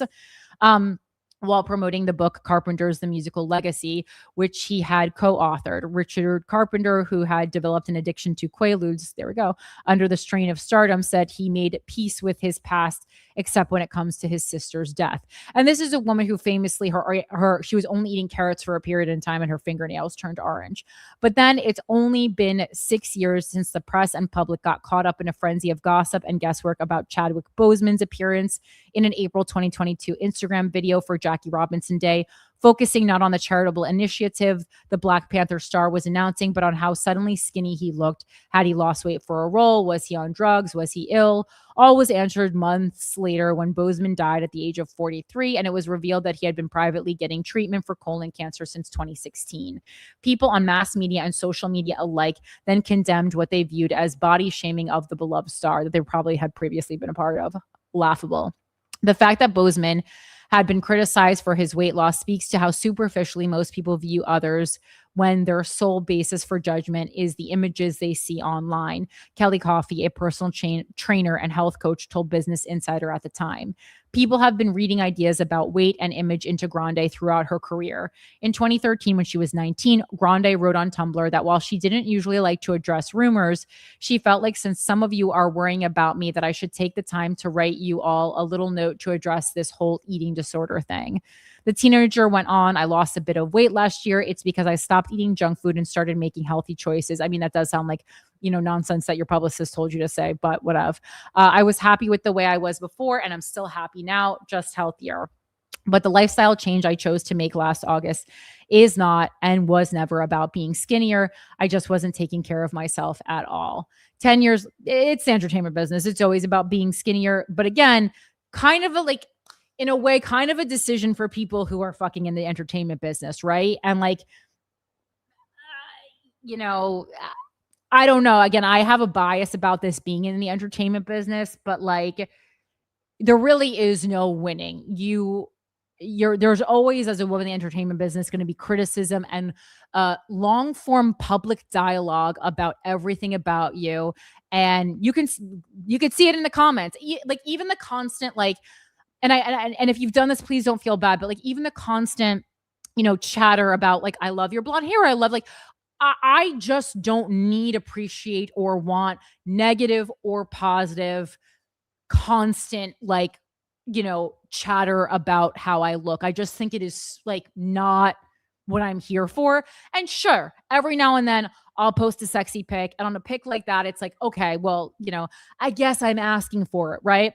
But certainly when I'm talking about other things, when I'm putting up political work, or when I'm putting up my art, or when I'm talking about friends or something I'm passionate about, just the fucking constant, to me, it's just again, I know, I think we're so trained to do it as women, and I do it too, to say something about your aesthetic. I usually try to, concentrate it on your look, your style, something like that. I love your dress, obviously, in a quick interaction. I don't really know anything else about you. So I am guilty of it too. I'm not going to be you look so smart. I don't fucking know if you're smart. You could be a fucking idiot. I don't know. But, and I know it's meant as complimentary. And again, if you're listening and you've done this to me, I'm not at all saying oh my God, you're a bad person, or I'm just saying, for me, it is so constantly overwhelming. And even when it's positive, it's just I just don't, it's I just don't need it. I just don't need constant feedback on what I look like. It's just so not necessary and not healthy, even when it's positive. 10 years later, she again let her boundaries be known by posting a video on her verified TikTok account. I think we should be gentler and less comfortable commenting on people's bodies, no matter what, she said. If you think you're saying something good or well-intentioned, whatever it is, healthy, unhealthy, big, small, this, that, sexy nonsense, we just really work towards not doing that as much. And it also, I think it makes it's just bad for women in general, right? It's this constant talking, like making us all about our bodies, especially for Ariana Grande, such a talented vocalist, right? And, you know, she's posting stuff and it's like, if you want to leave a comment, but say, "Oh my God, killer vocals, Ariana," or like, "Oh my God, I love what you said in that interview." You know, it's just always about the fucking looks. Um, but Grande's body was still being packaged for the public to look at as part of her job. There was even more concern in 2025 when she and her Wicked for Good co-star Cynthia Erivo became fodder for debate over how thin they both appeared during the promotional tour for the film. Una Hansen, a parent coach who specializes in eating disorders, said at the time in an interview with CNN that some parents were so concerned about the issues that they had reached out to her. Regardless of what the actual medical or health status is of these actresses, which we don't know, the ultra thin images, I think, are very painful and can be triggering to someone who has, let's say, seen their child become emaciated from an eating disorder, Hansen said, or they know how their child was looking at images that look a lot like these press tour photos. And like, listen, you know, I don't think that, you know, celebrities, you know, how you feel about yourself is like not, is not really a celebrity's responsibility. You know, but I also think that even if someone positions themselves as some sort of person that you would look up to, it's just never going to be the same because you aren't Ariana Grande. And I just like, it's just unimaginable the public scrutiny that she must constantly be under, being that level of fame. This is a level of fame that 0.000000001% of people will ever experience in their lifetime, and we just don't fucking know what that's like. I can imagine from having a little taste of what it's like and then amplifying that by about 50 billion, and it's fucking unpleasant. Grande's Eternal Sunshine tour, scheduled to end in London on September 1st, and her pedal video provided even more images for consideration. What you see here is not normal. The eating disorder recovery advocate Charlie Howard wrote on Instagram to accompany stills of the pedal video. Howard wrote, "I think it's vital we discuss imagery, videos, content like these and the damage they can and will have on women and girls." And I understand, like, it's I people who have struggled from eating disorders are always like really, I'm not saying emotional in a negative way, but really passionate, I'll say, like, about it. And I understand. And again, I don't know what it's like to have an eating disorder, but based on people talking about it, it must be a really harrowing experience. That being said, I just don't understand how you could be through that and then scrutinize Ariana in this way. This poor woman is possibly dying right now in front of us. This outfit is designed to accentuate the thinness for discourse. And I mean, hopefully, like, this public discourse has made the team around her make her get help, because I just don't think it's like personally helping Ariana Grande. But let's hope that it's maybe like making her team help her. I don't fucking know. The actress Jamila Jamil wrote in the comments, her team are thoroughly irresponsible for not guiding her away from this deeply damaging image for her young fans to see so glamorized. That possibly, in Jamil's comment, serves as an acknowledgement that no one talking about Grande has access to any underlying truth. The concerns end up pointing in multiple directions at once, at Grande's own hypothetical vulnerability, at Grande's responsibility for supposed effects on her fans, at how glamorous the images are, at how appalling the images are. Now, for a while, there will be fewer images to work with. Grande has decided to cancel her planned role in the West End revival of Stephen Sondheim's Sunday in the Park with George, and to avoid making other public appearances. The announcement did not mention whether or not she will participate in the upcoming publicity tour for her performance with Ben Stiller in Fokker-in-Law, releasing in November. CNN has reached out to Universal Studios for comment. The statement from Grande's representative to People notably avoided saying there was anything wrong with the star herself at all. Her tour, it said, will be ending healthily and happily. Instead, the statement said she was turning away from endless ongoing public scrutiny. All right. Well, I love Ariana Grande very much. And I hope that she, you know, I'm happy for her, and I hope that she takes the time off she needs just to get away from everyone's constant fucking talking about her. But yeah, if you have further thoughts on eating disorder, I would be really interested to hear someone who's, specifically has suffered from an eating disorder, your thoughts on it, what you thought was helpful, what you thought was not helpful. Because I can't speak to that from an area of direct knowing. And honestly, I actually don't have any super close friends who I have friends who had eating disorders. Either I didn't know them during the time that they suffered from the eating disorder, or it was not like I guess severe. I actually don't really know. I guess I never was knowingly friends with someone who was actively engaging in disordered eating, I guess is what I can say. I don't think I have. Anyway, that is our show. Thank you so much for being a part of this. Thank you so much to everyone who listens, everyone who's subscribed to the Patreon. If you want to subscribe to the Patreon, it's patreon.com/withoutaCountry. You can join for as little as $6 a month. Super helpful. Gets us really cool things like subscriptions to 404 Media. And then additionally, if you want to just support the show, but you don't have additional funds, just click follow. Just click follow on our social media, Without a Country Podcast. I'm at Philanthropy Gal. Mike's at the M Harrington, or also just click subscribe on YouTube. And those are really, really cool, helpful ways to help about get people knowing about the show, and post about it on your social media if something that we go over really speaks to you. And of course, you can always email me anything again at withoutacountrypodcast@gmail.com. Glasgow, Scotland, I will see you on the 14th of August. Los Angeles, California, I will see you on October 25th. Tickets available for both of those at CorinneFisher.com. Mike, where can the people support you? This Friday, I'm going to be back in Hartford, Connecticut. We were at some dingy bar last time. Now we are at the Webster, one of the biggest theaters in Hartford. Going to be a very fun time. Head on over to thearmoredleague.com. Get tickets while you can. Amazing. Thank you so much for joining us. Remember, guys, the truth is in there. Keep eyes on if you have a primary coming up and you are eligible to vote in it, depending on if it's a closed primary or not. Make sure you're headed to the polls and, do your due diligence. Make sure your friends and family, if they live in the area, are headed to the polls as well. You don't got to be naggy about it. Just be like, oh, reminder, vote. Don't got to say who, anything like that. Just like, reminder, primaries on this day. Important to get that civic duty going. Guys, thank you so much. I'm Corinne Fisher. Have a wonderful rest of your evening. The truth is in there. Bye.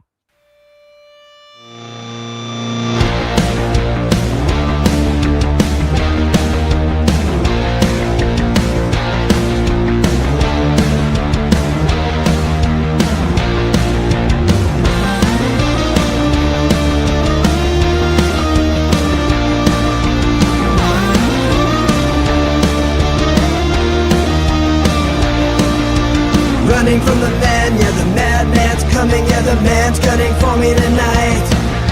I spent the last week running from the heat, but the beat's coming alive.